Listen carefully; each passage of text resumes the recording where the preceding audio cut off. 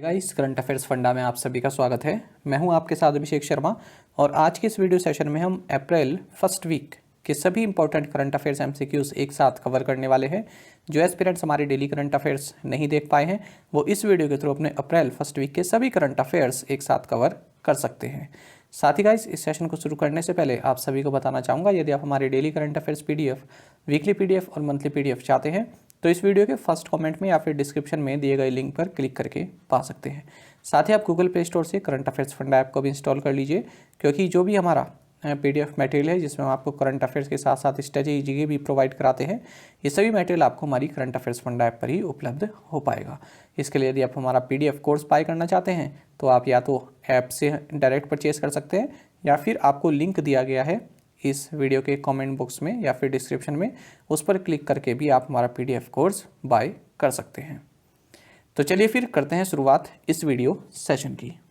Which country hosted the 5th BIMSTEC summit? 5वें BIMSTEC शिखर सम्मेलन की मेजबानी किस देश ने की है? ऑप्शंस आपके सामने हैं। सही आंसर ऑप्शन सी है, श्रीलंका।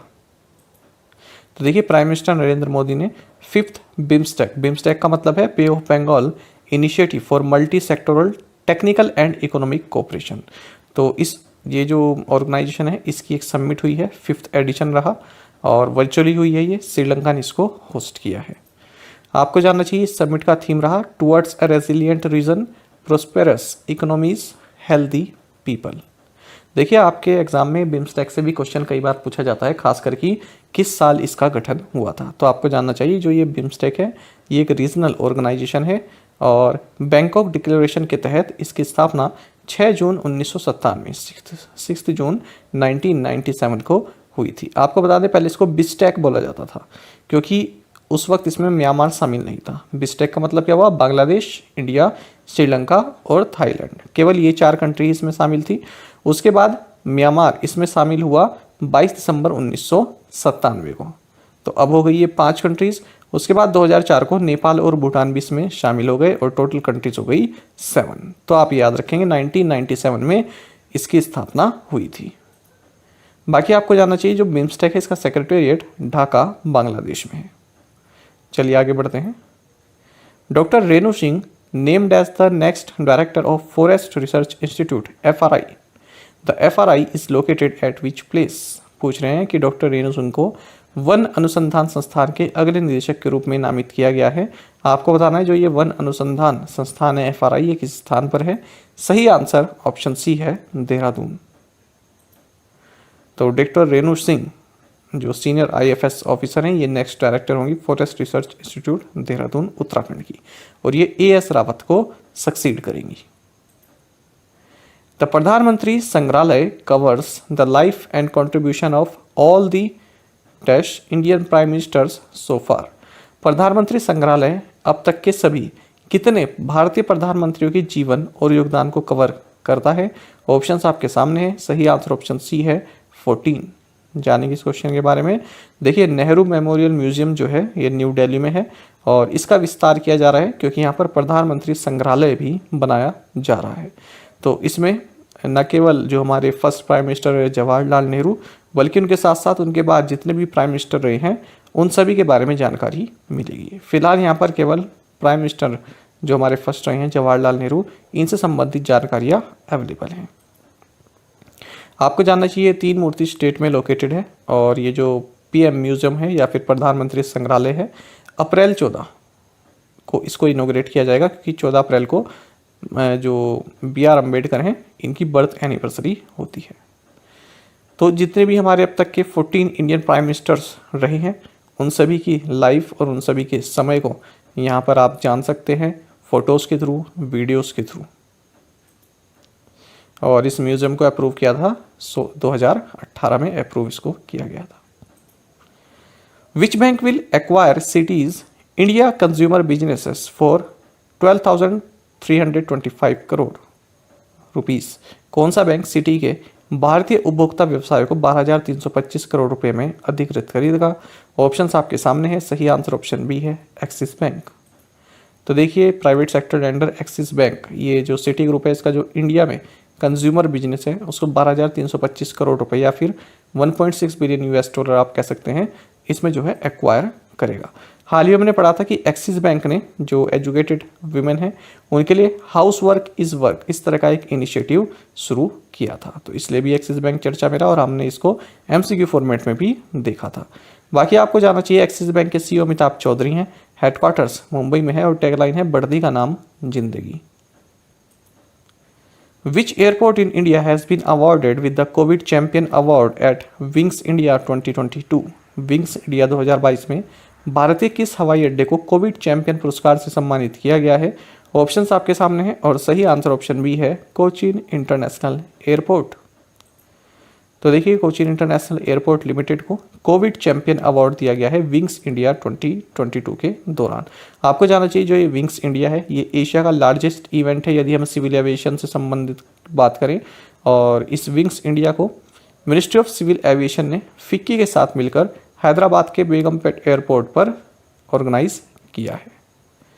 और मुंबई के छत्रपति शिवाजी महाराज इंटरनेशनल एयरपोर्ट को भी एक अवार्ड मिला है। अवार्ड का नाम है aviation sustainability and environment award.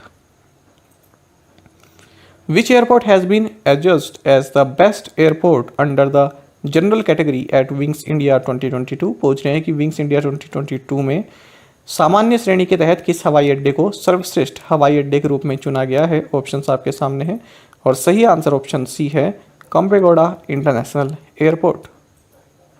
तो देखिए कंपेगौड़ा इंटरनेशनल एयरपोर्ट या फिर बेंगलुरु एयरपोर्ट आप कह सकते हैं, BLR एयरपोर्ट, इसको देखिए विंग्स इंडिया अवार्ड 2022 में 2 अवार्ड मिला है। एक तो जनरल कैटेगरी के तहत दिया गया है इसको बेस्ट अवार्ड, दूसरा है इसको मिला है aviation innovation award.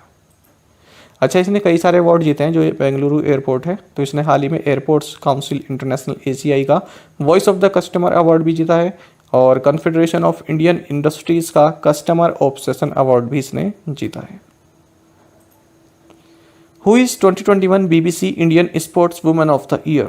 2021 BBC Indian sports women of the year किसे चुना गया है? ऑप्शंस आपके सामने हैं। सही आंसर ऑप्शन सी है मीराबाई चानू।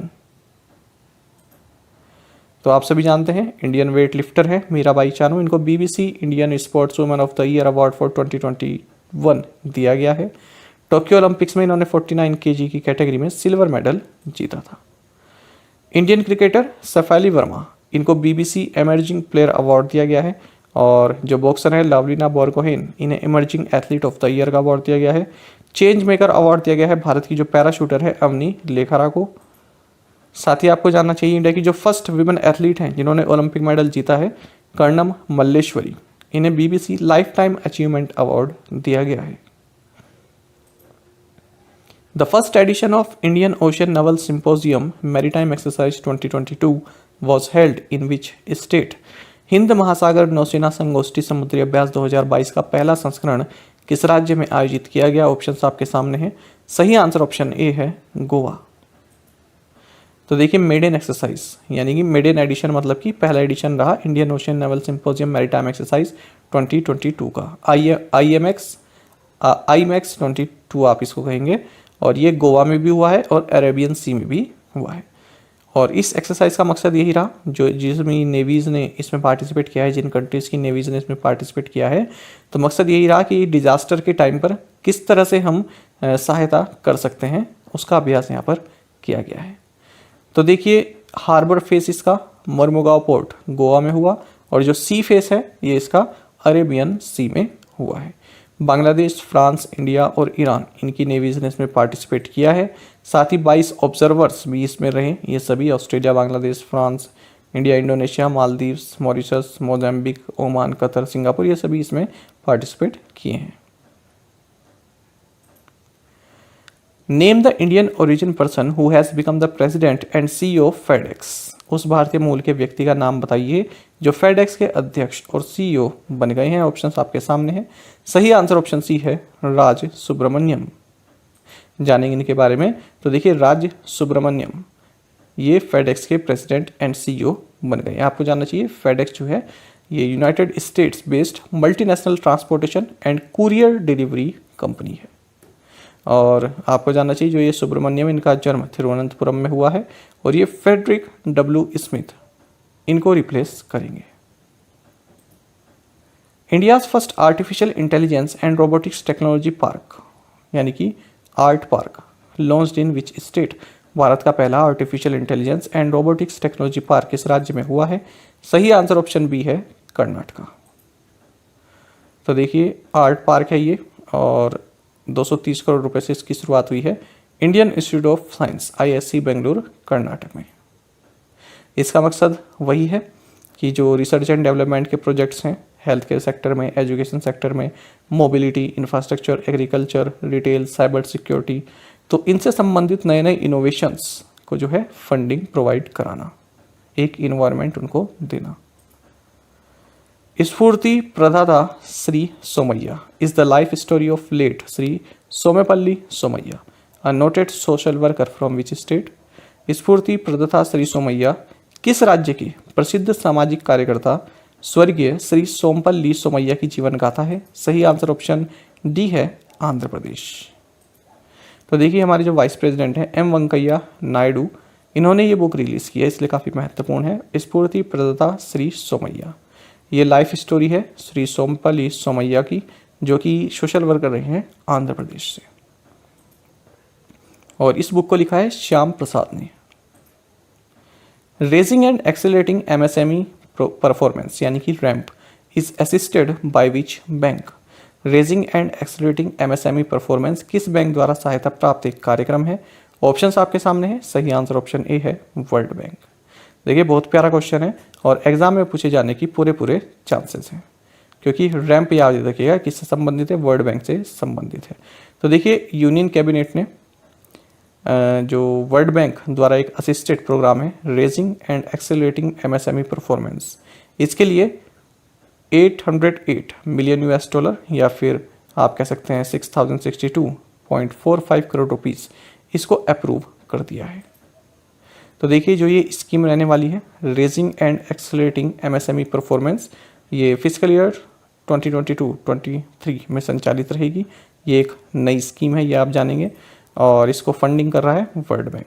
तो जो ये 6062.45 करोड़ रुपए है ना, इसमें से वर्ल्ड बैंक तो 3750 करोड़ रुपए देगा, और बाकी के जो 2312.45 करोड़ रुपए हैं ये गवर्नमेंट ऑफ इंडिया इसमें प्रोवाइड कराएगी। अब ये किससे संबंधित है? देखिए कोरोना वायरस के बाद, कोरोना वायरस मतलब बात क्या, कोरोना वायरस अभी भी चल ही रहा है। कोरोना वायरस की जब काफ़ी पीक पर था तो MSME सेक्टर जो है काफ़ी डाउन चला गया था, तो उसी को रिवैम्प करने के लिए गवर्नमेंट ऑफ इंडिया ने कई तरह की स्कीम, कई तरह के लोन प्रोडक्ट्स लॉन्च किए। तो उन्हीं सभी स्कीम्स को ये जो है फंडिंग प्रोवाइड कराएगा, ये वाला program raising and accelerating MSME performance, जैसा कि नाम से भी लिखा हुआ है, उनकी परफॉर्मेंस को एक्सेलरेट करना, रेस करना।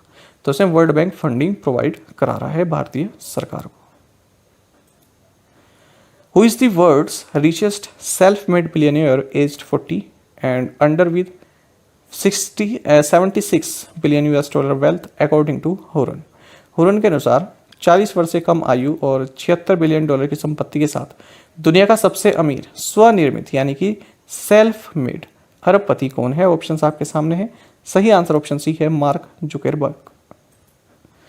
तो देखिए मार्क जुकरबर्ग जो कि 37 साल के हैं, तो ये टॉप पोजीशन पर है किसमें? World richest self made billionaire aged 40, यानी कि 40 साल तक के जो भी सेल्फ मेड बिलियनियर हैं उस लिस्ट में जो वर्ल्ड के रिचेस्ट है, और इनकी संपत्ति है 76 बिलियन $। की। आपको जानना चाहिए ये लिस्ट जारी की है M3M Huron global under 40 self made billionaires 2022 list. और इनके बाद दूसरे नंबर पर हैं बाइट डांस के CEO जांग यिमिंग, फिर हैं FTX CEO सैम बैंकमैन-फ्रेड, फिर हैं Airbnb के CEO ब्रायन चेस्की। अच्छा अगर हम बात करें यंगेस्ट सेल्फ मेड बिलियनियर की, तो यह है ऑस्टिन रसेल, ये 26 साल के हैं। बाकी आपको जानना चाहिए यदि हम सबसे ज़्यादा सेल्फ मेड बिलियनियर्स की बात करें तो वो यूनाइटेड स्टेट्स ऑफ अमेरिका में है, ये है 37। दूसरी पोजीशन पर चाइना है, यहाँ पर 25 ऐसे बिलियनियर्स हैं सेल्फ मेड जिन्होंने खुद को बनाया है। फिर यूनाइटेड किंगडम में है 8, इंडिया में है 6, फिर स्वीडन में 3।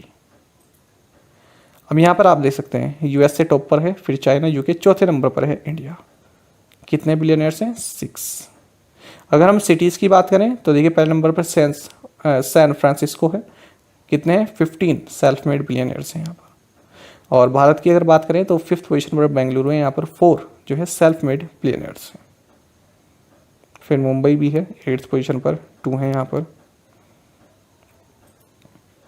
अगर हम बात करें विमेन सेल्फ मेड बिलियनर्स की, तो पहली पोजीशन पर है Lu Yiwen. Uday Kotak has recently announced to step down as the chairman from the board of which company. Uday Kotak ने हाल ही में किस कंपनी के बोर्ड से अध्यक्ष पद छोड़ने की घोषणा की है? सही आंसर ऑप्शन डी है, infrastructure leasing and financial services. तो उदय कोटक का नाम आप सभी जानते हैं, कोटक महिंद्रा बैंक के managing director and chief executive officer हैं। तो ये infrastructure leasing and financial services limited के नॉन एग्जीक्यूटिव चेयरमैन के तौर पर भी कार्य कर रहे थे और 2 अप्रैल को ये वाला पद छोड़ देंगे। आपको जानना चाहिए कि CS राजन ये इसके बाद फिर MD एंड चेयरमैन बनेंगे 6 मंथ के लिए इसके IL&FS के। Which company in collaboration with Pine Labs announce the launch of tap to pay for UPI users in India. Pine Labs के सहयोग से किस कंपनी ने भारत में UPI उपयोगकर्ताओं के लिए टैप टू पे लॉन्च करने की घोषणा की है? सही आंसर ऑप्शन सी है, गूगल पे। तो देखिए यहाँ पर जो गूगल है पाइन लैब्स के साथ मिलकर टैप टू पे इसको लॉन्च किया है UPI यूज़र्स के लिए, जो भारत में UPI यूज़र्स हैं उनके लिए। अच्छा, गूगल से संबंधित अगर हम न्यूज़ की बात करें तो गूगल ने यहाँ पर एयरटेल में $1 बिलियन इन्वेस्ट किए हैं, ये हमने पढ़ा। गूगल ने प्ले पास सब्सक्रिप्शन भारत में लॉन्च किया है, ये हमने पढ़ा है।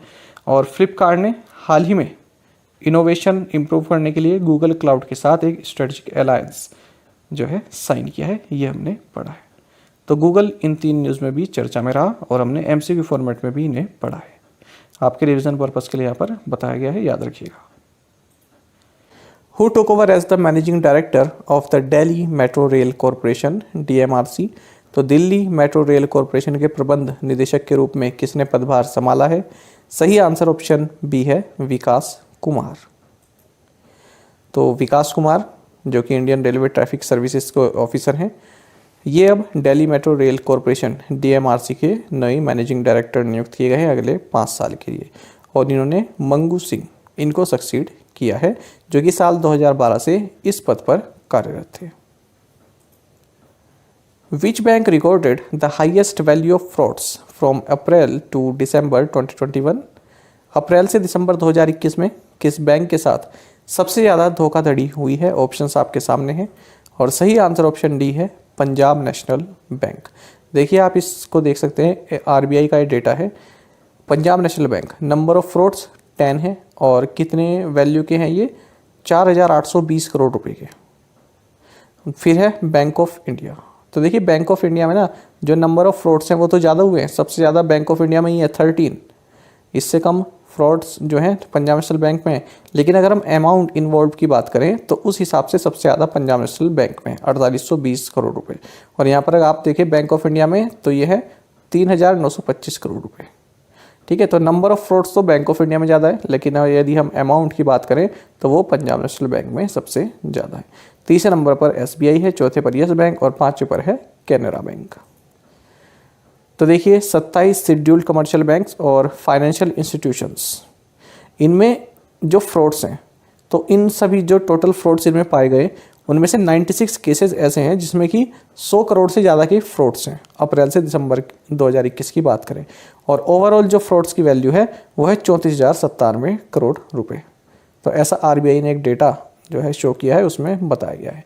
और सबसे ज़्यादा जो फ्रॉड केसेस हैं ये महाराष्ट्र से आए हैं, उसके बाद दिल्ली, तेलंगाना, गुजरात और फिर तमिलनाडु। बात करें यदि हम पंजाब नेशनल बैंक की तो यहाँ पर 10 फ्रॉड्स सामने आए हैं और 4,820 करोड़ रुपए की इनकी वैल्यू है। और सभी बैंक में सबसे ज़्यादा रकम फ्रॉड की इसी बैंक से आई है। बाकी आपको जानना चाहिए बैंक ऑफ इंडिया जो कि दूसरे नंबर पर है, यहाँ पर फ्रॉड के केसेस सबसे ज़्यादा है, 13 फ्रॉड्स हैं यहाँ पर। और जो इसकी वैल्यू है वो PNB से कम है, इसकी है 3,925 करोड़ रुपए बैंक ऑफ इंडिया की। बाकी आपको जानना चाहिए इस डेटा में एक ये भी बात निकल कर सामने आई है कि पिछले 7 सालों में भारत में जो है हर एक दिन 100 करोड़ रुपए का फ्रॉड जो है देखा गया है, यानी कि भारत में 100 करोड़ रुपए हर एक दिन फ्रॉड के चक्कर में जो है खोए हैं। The reserve Bank of India has turn 87 on April 1, 2022. It was established on this day in which year? भारतीय रिजर्व बैंक ने 1 अप्रैल 2022 को 87 वर्ष पूर्ण किए। इसकी स्थापना इसी दिन किस वर्ष में हुई थी? आसान क्वेश्चन है। सही आंसर ऑप्शन बी है 1935। रिजर्व बैंक ऑफ इंडिया का आप ट्वीट भी देख सकते हैं, RBI turns 87 today, India central bank marches on to its 88th year. तो 88वें साल में लग गया है। जानेंगे इसके बारे में। तो रिजर्व बैंक ऑफ इंडिया का 27 साल पूरे हो गए हैं, 87 ईयर्स पूरे हो गए हैं 1 अप्रैल 2022 को। आपको बता दें साल 1935 को इसकी स्थापना हुई थी।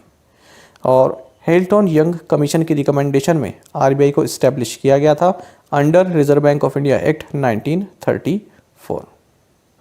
1 अप्रैल 1935 से इसने कार्य करना शुरू किया। आपको जानना चाहिए शुरुआत में रिजर्व बैंक ऑफ इंडिया का जो सेंट्रल ऑफिस है ये कोलकाता में था। उसके बाद 1937 में मुंबई इसको परमानेंटली शिफ्ट किया गया।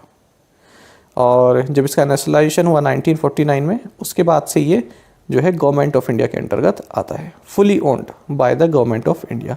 हालांकि जो शुरुआत हुई थी तभी ये प्राइवेटली ओन्ड था।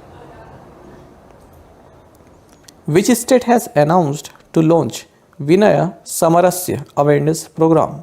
पूछ रहे हैं कि किस राज्य ने विनय समरस्य जागरूकता कार्यक्रम शुरू करने की घोषणा की है? ऑप्शंस आपके सामने हैं। सही आंसर ऑप्शन सी है कर्नाटक। तो देखिए कर्नाटक गवर्नमेंट ने विनय समरस्य योजना इसकी शुरुआत करने की घोषणा की है। आपको बता दें ये एक अवेयरनेस प्रोग्राम है जिसका मकसद है कि जो भी ग्राम पंचायत हैं राज्य में उनसे अनटचेबिलिटी छुआछूत को इरेडिकेट करना। आपको बता दें इस स्कीम को क्यों शुरुआत किया गया है। देखिए इस स्कीम का नाम जो है एक दलित बॉय है 3 साल के विनय, इनके नाम पर रखा गया है। तो ये जो है बारिश हो रही थी, तो बारिश के दिन में इनके घर के पास ही कोई टेम्पल है और उस टेम्पल में ये चले गए। तो दलित है तो टेम्पल में चले गए, तो वहाँ के जो विलेज के जो लीडर्स हैं, जो नेता लोग होते हैं, उन्होंने क्या किया 25,000 रुपये का फ़ाइन इनकी फैमिली पर लगा दिया। गरीब तो वैसे ही थे और 25,000 रुपये का फ़ाइन ऊपर से लगा दिया। ठीक है कि ये दलित व्यक्ति कैसे टेम्पल में घुस गया। तो इसी चीज़ को दूर करने के लिए कर्नाटक गवर्नमेंट ने सभी ग्राम पंचायत से अनटचेबिलिटी दूर करने के लिए इस तरह का एक अवेयरनेस प्रोग्राम लॉन्च किया है। Shoppers stop and which bank announced the launch of a new range of को ब्रांडेड क्रेडिट कार्ड्स? ये स्टॉप जो है ना यहाँ पर है, मैं इसको करेक्ट कर दूंगा PDF में। तो देखिए पूछ रहे हैं कि शॉपर्स स्टॉप और किस बैंक ने को ब्रांडेड क्रेडिट कार्ड की एक नई रेंज लॉन्च करने की घोषणा की? सही आंसर ऑप्शन डी है HDFC बैंक। जानेंगे इस क्वेश्चन के बारे में। तो देखिए को ब्रांडेड क्रेडिट कार्ड लॉन्च करने की घोषणा की है HDFC बैंक और शॉपर्स स्टॉप ने। आप सभी जानते हैं HDFC बैंक के बारे में। CEO शशिधर जगदीशन है, हेडक्वार्टर्स मुंबई में है।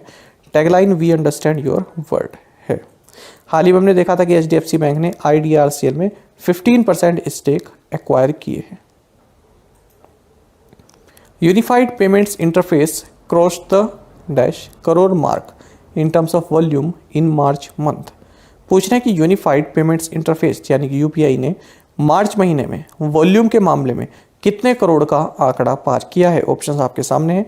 सही आंसर ऑप्शन डी है 500। तो देखिए आपको जानना चाहिए जो UPI है यूनिफाइड पेमेंट्स इंटरफेस, तो इससे जो मार्च का महीना रहा, इस साल जो मार्च का महीना रहा, उसमें 500 करोड़ से अधिक के ट्रांजैक्शंस इसमें हुए हैं और उनकी वैल्यू, ट्रांजैक्शन की वैल्यू 10 लाख करोड़ के आसपास आंकी गई है। अगर हम एग्जैक्टली बात करें तो मार्च के महीने में 540.56 करोड़ पेमेंट जो है UPI से हुए हैं और जिनकी वैल्यू रही 9,60,581.66 करोड़ रुपीस। ऐसा कहा है national payments corporation of India ने। तो पहली बार 500 करोड़ का मार्क यहाँ पर जो है पार किया है। बाकी आपको जानना चाहिए हाल ही में NPCI ने UPI light on device wallet, तो ये सुविधा भी लॉन्च की थी स्मॉल वैल्यू ट्रांजैक्शंस के लिए। इसमें जो अपर लिमिट है ये 200 रुपये की है और इसके वॉलेट में आप 2000 रुपये एक बारी में रख सकते हैं। तो याद रखेंगे UPI Lite. Which bank has sold 21% stake in India First Life Insurance Company Limited to Bank of Baroda? किस बैंक ने India First Life Insurance Company Limited में 21% हिस्सेदारी बैंक ऑफ बड़ौदा को बेची है? ऑप्शन आपके सामने हैं। सही आंसर ऑप्शन सी है यूनियन बैंक ऑफ इंडिया। तो यूनियन बैंक ऑफ इंडिया ने India First Life Insurance Company limited IFLIC इसमें अपने 21% जो स्टेक है वो बैंक ऑफ बड़ौदा को 766.29 करोड़ रुपए में बेच दी है। आपको जानना चाहिए जो ये IFLIC है ये जॉइंट वेंचर है, एक उपक्रम है किसके बीच में, Bank of Baroda, Union Bank of India और Carmel Point Investment India Private Limited के बीच में। Which state's former chief minister B B Gurung passed away? किस राज्य के पूर्व मुख्यमंत्री बीबी गुरंग का निधन हो गया है? सही आंसर ऑप्शन बी है सिक्किम। तो देखिए सिक्किम के पूर्व चीफ मिनिस्टर भीम बहादुर गुरंग या फिर बीबी गुरंग, इनका निधन हो गया है 92 साल की उम्र में। ये सिक्किम के थर्ड चीफ मिनिस्टर से, हालांकि केवल 13 दिन के लिए ये चीफ मिनिस्टर रहे। 1984 में इन्होंने CM पद की शपथ ली थी। Which of the following has introduced a fleet card fuel on the move for its varied fleet of vehicles? निम्नलिखित में से किसने अपने विभिन्न वाहनों के बेड़े के लिए fleet card fuel on the move पेश किया है? ऑप्शंस आपके सामने हैं। सही आंसर ऑप्शन डी है इंडियन एयर फोर्स। देखिए तो इंडियन एयर फोर्स ने जो अपना बेड़ा होता है, यानी कि जैसे ट्रक होते हैं इंडियन एयर फोर्स के, और भी कई तरह की गाड़ियाँ होती हैं छोटी बड़ी, ठीक है, तो उन सभी की जो है फ्यूल वगैरह में कोई दिक्कत ना हो और उनका जो पूरा प्रोसेसिंग है वो तेज़ी से हो सके, तो उसके लिए इंडियन एयर फोर्स ने fleet card fuel on move इसको लॉन्च किया है। देखिए अब तक क्या होता है ना, इंडियन जो एयर फोर्स हैं इनके अलग अलग इस्टेब्लिशमेंट बने होते हैं, यानी कि ये फ्यूल खरीदते हैं और जो इनकी पूरी फ्लीट होती है जैसे गाड़ियाँ हैं इंडियन एयर फोर्स की, ठीक है, तो वो लोग केवल उसी इस्टेब्लिशमेंट से जो है अपना टैंक वगैरह फुल कराते हैं। जहाँ भी इंडियन एयर फोर्स की ऐसी इस्टेब्लिशमेंट बनी होती है कि आपको जो है तेल यहाँ से भरवाना है। लेकिन अब क्या हुआ है, अब इन्होंने इंडियन ऑयल कॉरपोरेशन लिमिटेड के साथ एक साझेदारी करके ये फ्लीट कार्ड लॉन्च किया है। तो इसके तहत अब आप जो भी ये पेट्रोल पंप होते हैं ना इंडियन ऑयल कॉरपोरेशन लिमिटेड के, जो भी आप देखते हैं रोड पर इनके IOCL के पेट्रोल पंप हैं, तो यहाँ पर भी इन कार्ड्स की मदद से अब इंडियन एयर फोर्स की जो भी पूरी फ्लीट है, जो भी इनका कॉन्वॉय है ना, वो अपना जो है फ्यूल वगैरह भरवा सकते हैं उनसे। अब उन्हें किसी स्पेसिफिक इस्टेब्लिशमेंट पर जाने की ज़रूरत नहीं है फ्यूल भरवाने के लिए, वो चलते चलते रोड पर जहाँ भी IOCL का पेट्रोल पंप दिखे वहाँ पर भरवा सकते हैं इस फ्लीट कार्ड की मदद से। Which of the following has launched a legal aid clinic to resolve women grievances? निम्नलिखित में से किसने महिलाओं की शिकायतों के समाधान के लिए कानूनी सहायता क्लिनिक शुरू किया है? सही आंसर ऑप्शन डी है नेशनल कमीशन फॉर वीमेन। तो नेशनल कमीशन फॉर वीमेन ने Delhi state legal services authority के साथ मिलकर लीगल एड क्लिनिक लॉन्च किया है।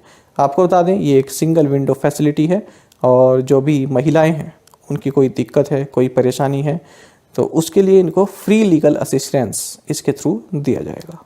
बाकी आप जानते हैं कि नेशनल कमीशन फॉर वुमेन की चेयरपर्सन रेखा शर्मा है, हेडक्वार्टर्स न्यू दिल्ली में है, और जो नेशनल कमीशन फॉर वुमेन है ये एक स्टैट्यूटरी बॉडी है और जनवरी 1992 में इसकी स्थापना हुई थी। Who inaugurated a volunteer driven portal initiative Modi story? तो स्वयंसेवी संचालित पोर्टल पहल मोदी स्टोरी का उद्घाटन किसने किया है? सही आंसर ऑप्शन डी है सुमित्रा गांधी कुलकर्णी। तो देखिए मोदी स्टोरी ये एक तरह का वॉलंटियर ड्राइवन इनिशिएटिव है प्राइम मिनिस्टर नरेंद्र मोदी की जो लाइफ है उसके अलग अलग पहलू दिखाने के लिए, जिसमें कि पर्सनैलिटीज़ जो हैं, अलग अलग स्टार्स जो हैं, वो अपनी अपनी बातें रखेंगे प्राइम मिनिस्टर के बारे में, अपने जो है दो शब्द बोलेंगे। जैसे आप देख सकते हैं that will include anecdotes. Anecdotes मतलब होता है कि इंटरेस्टिंग शॉर्ट स्टोरीज किसी के बारे में। और ये इनिशिएटिव इनॉग्रेट किया गया है महात्मा गांधी की जो ग्रैंड डॉटर हैं सुमित्रा गांधी कुलकर्णी, इनके द्वारा। India recently handed over a coastal radar system to which country? Bharat ने हाल ही में किस देश को तटीय रडार प्रणाली सौंपी है? ऑप्शंस आपके सामने हैं। सही आंसर ऑप्शन ए है मालदीव्स। तो देखिए Indian external affairs minister S Jaishankar, इन्होंने मालदीव्स को coastal radar system hand over किया है। आपको बता दें जो ये S जयशंकर हैं हमारे एक्सटर्नल अफेयर्स मिनिस्टर, इन्होंने मालदीव्स को जो है मालदीव्स में जाकर कई तरह के प्रोजेक्ट्स इन्होंने जो है शुरुआत की है और इन प्रोजेक्ट्स की वैल्यू है 2.6 बिलियन US की। ये भारत की मदद से ही ये प्रोजेक्ट्स चालू हुए हैं।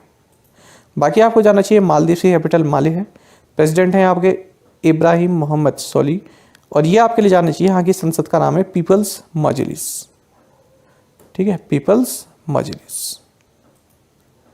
Researchers from which country have found microplastics in human blood samples for the first time? किस देश के शोधकर्ताओं ने पहली बार मानव रक्त के नमूनों में माइक्रोप्लास्टिक पाया है? ऑप्शंस आपके सामने हैं। सही आंसर ऑप्शन डी है, नीदरलैंड्स। देखिए, माइक्रोप्लास्टिक पाया गया है ह्यूमन ब्लड में, मानव के रक्त में, और पहली बार इस तरह की घटना सामने आई है। तो ये एक जर्नल में पब्लिश हुआ है जिसका नाम है इन्वायरमेंट इंटरनेशनल, इस तरह का एक जर्नल है, इसमें पब्लिश हुई है ये वाली जो रिसर्च है, और 22 एनोनिमस ब्लड सैंपल यहाँ पर लिए गए थे। तो देखिए, नीदरलैंड की ये साइंटिस्ट की टीम है। तो इन्होंने कहा है यदि हमने 100 सैंपल लिए ना, तो 100 में से 80 ऐसे सैंपल हैं जिनमें कि ह्यूमन ब्लड में माइक्रोप्लास्टिक पाया गया है। देखिए, ये क्वेश्चन आप मान के चलिए इंपॉर्टेंट है। जो इस तरह के बड़े एग्जाम होते हैं, जैसे आरबीआई है, इसमें कई आरबीआई है या फिर पीसीएस लेवल है, तो इनमें इस तरह के क्वेश्चन पूछ लिए जाते हैं। कोई रिसर्च होता है ना, तो खास करके इसी तरह से पूछा जाता है कि किस देश के या फिर किस यूनिवर्सिटी के रिसर्चर्स ने ये पाया है ना। तो इस तरह से साइंस एंड टेक्नोलॉजी का पार्ट ये सेक्शन बन जाता है। तो इंपॉर्टेंट क्वेश्चन है, ये भी आप जानेंगे, क्योंकि फर्स्ट टाइम हुआ है और कोई छोटी मोटी बात नहीं है, बड़ी बात है। क्योंकि माइक्रोप्लास्टिक, क्योंकि इन्वायरमेंट से संबंधित जो भी आपकी करंट अफेयर होता है वो इंपॉर्टेंट होता है। बाकी आपको जानना चाहिए, इससे पहले हालांकि रिसर्चर्स ने जो फीसिस होती हैं बेबीज़ या एडल्ट्स की, यानी कि जो शौच वगैरह होती हैं, है ना, उसमें तो माइक्रोप्लास्टिक पाया गया है। लेकिन ऐसा पहली बार हुआ है कि ह्यूमन ब्लड, मानव रक्त में माइक्रोप्लास्टिक पाया गया है। माइक्रोप्लास्टिक होता क्या है? देखिए, ऐसा कोई प्लास्टिक का पीस जिसकी जो डायमीटर है वो 0.2 इंच या फिर 5 mm से कम की होती है, उसे बोलते हैं माइक्रोप्लास्टिक। अब जैसे बोटल्स हैं, बैग्स हैं, फिशिंग नेट्स हैं और फूड पैकेजिंग जो आप होते हैं, है ना, आइटम होते हैं, अब इनको अगर हम फेंक देते हैं तो ये क्या होते हैं, सोयल, वाटर, एयर, इन सब में मिल जाते हैं। तो ये माइक्रोप्लास्टिक फिर बन जाते हैं जो अपने छोटे छोटे कणों में टूट जाते हैं। World autism awareness day is observe on which day? विश्व आत्म केंद्रित जागरूकता दिवस किस दिन मनाया जाता है? सही आंसर ऑप्शन बी है, 2 अप्रैल। तो देखिए, 2 अप्रैल को वर्ल्ड ऑटिज्म अवेयरनेस डे मनाया जाता है। 2022 में इसका थीम है inclusive quality education for all. तो ये होता क्या है? देखिए, ये एक लाइफ लॉन्ग न्यूरोलॉजिकल डिसऑर्डर होता है, यानी न्यूरो से संबंधित एक डिसऑर्डर होता है। और इसमें जो है इसकी मेन कैरेक्टरिस्टिक अगर हम जाने क्या क्या बदलाव देखने के लिए मिलते हैं, तो social impairments, communication difficulties, restricted, repetitive and stereotyped patterns of behaviour, यानी विचित्र बिहेवियर रहता है, आप सोशली कनेक्ट नहीं कर पाते हैं खुद को। The living roots bridge in which state has been included in the UNESCO's tentative list for the World Heritage Site status? Living roots bridge किस राज्य में, या आप ऐसे किस राज्य के लिविंग रूट ब्रिज को यूनेस्को की विश्व धरोहर स्थल की स्थिति के लिए अस्थायी रूचि में शामिल किया गया है? सही आंसर ऑप्शन डी है, मेघालय। जानेंगे इसके बारे में। तो देखिए, मेघालय में लिविंग रूट ब्रिज आप सभी ने देखे होंगे, लिविंग रूट्स ब्रिज, इन्हें लोकली वहाँ पर कहते हैं जिंगकियांग ज्यूरिस। तो इनको जो यूनेस्को की जो वर्ल्ड हेरिटेज साइट की जो टेंटेटिव लिस्ट है उसमें शामिल किया गया है। आपको बता दें, जो ये लिविंग रूट ब्रिजेस होते हैं, ये रबर ट्री की रूट्स होती हैं, इसकी जड़ होती हैं, जिसे आप बोलते हैं फिकस इलास्टिका, और खास करके ये खासी ट्राइबल कम्युनिटीज़ द्वारा ग्रो की जाती हैं। कई साल लग जाते हैं ये जो इस तरह के ब्रिज बनाने के लिए, आपको जानना चाहिए। और एक बात और आप याद रखेंगे, ये क्वेश्चन हमारा यहीं तक हो गया। और हाल ही में मेघालय एक और रीजन से, एक और कारण से न्यूज़ में था, तो मैंने सोचा इसी के साथ आपको बता देता हूँ, अलग क्वेश्चन बनाने के बजाय, क्योंकि फिर आप क्या करेंगे ना, दोनों एक साथ पढ़ने में आसानी होगी, क्योंकि ये भी मेघालय संबंधित है, ये न्यूज़ भी मेघालय से संबंधित है। तो हाल ही में असम और मेघालय सरकार ने एक एग्रीमेंट साइन किया है दिल्ली में अमित शाह की उपस्थिति में, और 50 साल पुरानी जो बाउंड्री डिस्प्यूट इनके बीच चल रही है उसको सुलझाने का ये एक कदम बढ़ाया गया है। आपको बता दें, असम और मेघालय, देखिए मेघालय जो है ना, ये आसाम से अलग हुआ था 1972 में। उसी के बाद से 12 इस तरह के एरिया हैं यहाँ पर मिलाकर, इन दोनों ही क्षेत्रों में मिलाकर, जहाँ पर कुछ डिफरेंसेस हैं बाउंड्री से संबंधित। तो उनमें से 12 में से 6 एरिया पर एग्रीमेंट बन गया है मेघालय और असम के बीच में। अब बचे हैं 6 एरिया जिनमें अभी एग्रीमेंट नहीं बन पाया है। A digital platform to instantly send e-copies of the court orders through an electronic communication channel to intended parties was launched on March 31st. What is it called? पूछ रहे हैं कि एक इलेक्ट्रॉनिक संचार चैनल के माध्यम से अदालत के आदेशों की ई प्रतियां तत्काल भेजने के लिए एक डिजिटल प्लेटफॉर्म 31 मार्च को लॉन्च किया गया था। इसे क्या कहा जाता है? ऑप्शंस आपके सामने हैं और सही आंसर ऑप्शन सी है, फास्टर। देखिए बहुत महत्वपूर्ण क्वेश्चन है और आपके एग्ज़ाम में पूछे जाने के पूरे इसके चांसेस हैं। तो देखिए जो हार्ड कॉपीज़ हैं वो उनको जो है डिजिटल माध्यम से यानी कि उनकी ई कॉपीज़ भेजने के लिए ये फास्टर नाम का एक पोर्टल हमारे जो CGI हैं NV रमना इनके द्वारा इस प्लेटफॉर्म को लॉन्च किया गया है। फास्टर का मतलब है fast and secured transmission of electronic records. देखिए कोई आदेश होता है, सुप्रीम कोर्ट का कोई आदेश होता है या फिर हाई कोर्ट का कोई आदेश होता है, तो वे ऑर्डर्स जो अथॉरिटी है उनके पास भेजने के लिए टाइम लगता है। यदि हम हार्ड कॉपीज़ भेजते हैं तो तुरंत वो ऑर्डर्स चले जाएं, इसके लिए ये एक प्लेटफॉर्म लॉन्च किया है जिसके तहत ई कॉपीज़ उसकी सेंड की जा सकती हैं, ऑर्डर्स की सेंड की जा सकती हैं। इसकी फुल फॉर्म भी आप याद रखिएगा, fast and secure transmission of electronic records.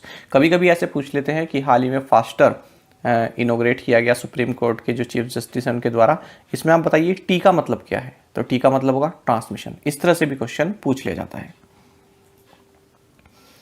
Who has been appointed as the new director general of Geological Survey of India? भारतीय भूवैज्ञानिक सर्वेक्षण के नए महानिदेशक के रूप में किसे नियुक्त किया गया है? ऑप्शंस आपके सामने हैं और सही आंसर ऑप्शन ए होगा, एस राजू।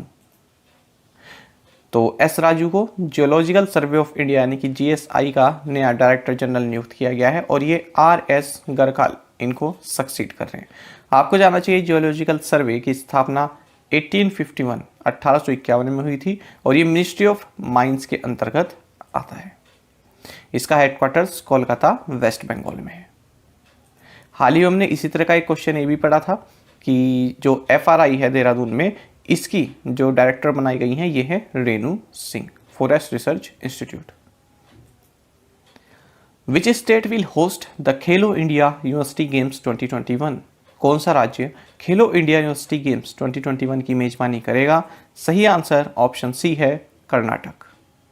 देखिए क्यों चर्चा में रहा है, तो कर्नाटक के जो गवर्नर हैं थावरचंद गहलोत और union minister of youth affairs and sports Anurag Singh Thakur, इन दोनों ने ही खेलो इंडिया यूनिवर्सिटी गेम्स 2021 के लिए लोगो, जर्सी, मास्कट और एंथम इसको लॉन्च किया है। कहाँ पर? श्री कांतिरवा स्टेडियम, बेंगलुरु, कर्नाटक में। आपको जानना चाहिए ये 2021 वाले गेम्स हैं जो अब जो है होने जा रहे हैं, क्योंकि कोविड के कारण ये 2021 में नहीं हो पाए। आपको जानना चाहिए सेकंड एडिशन है, क्योंकि पहला एडिशन 2020 में हुआ था और तब उड़ीसा ने इनको होस्ट किया था, खेलो इंडिया यूनिवर्सिटी गेम्स। और जो इसका ऑफिशियल मास्कट है इसको अनवील किया गया, ये है Veera. The RBI has fixed ways and means advances limit for states and union territories at. Reserve Bank of India ने राज्यों और केंद्र शासित प्रदेशों के लिए आर्थोपाय अग्रिम योजना की सीमा कितनी निर्धारित की है? ऑप्शंस आपके सामने हैं। सही आंसर ऑप्शन ए है, 47,010 करोड़ रुपए। जानेंगे इसके बारे में। देखिए रिजर्व बैंक ऑफ इंडिया ने कहा है कि जो स्टेट्स एंड यूनियन टेरिटरीज के लिए जो वेज एंड मीन्स एडवांसेस की जो लिमिट है हम उसको थोड़ा सा रिड्यूस कर रहे हैं। पहले 51,560 करोड़ थी, अब इससे घटाकर रिजर्व बैंक ऑफ इंडिया ने 47,010 करोड़ रुपए कर दी है। कोविड के चलते ये जो है लिमिट बढ़ाई गई थी। और साथ ही ये तो हो गया स्टेट्स एंड यूनियन टेरिटरीज के लिए, और जो गवर्नमेंट ऑफ इंडिया है उसके लिए कितनी लिमिट है? जो ये आपका फिजिकल ईयर 2022-23 है, इसका फर्स्ट हाफ के लिए यानी कि अप्रैल 2022 से सितंबर 2022 तक के लिए जो गवर्नमेंट ऑफ इंडिया के लिए ये WMA लिमिट है, ये है 1,50,000 करोड़ रुपीज़ की, और स्टेट्स एंड यूनियन टेरिटरीज के लिए 47,010 करोड़ रुपीज़ की। ये आपको जानना चाहिए। अब ये होता क्या है, वेज एंड मीन्स एडवांसेस कई बार पूछ लिया जाता है आपसे, बैंकिंग इंटरव्यूज़ में पूछ लिया जाता है, या फिर इससे क्वेश्चन जो है आपके ऑब्जेक्टिव टाइप भी बन जाते हैं।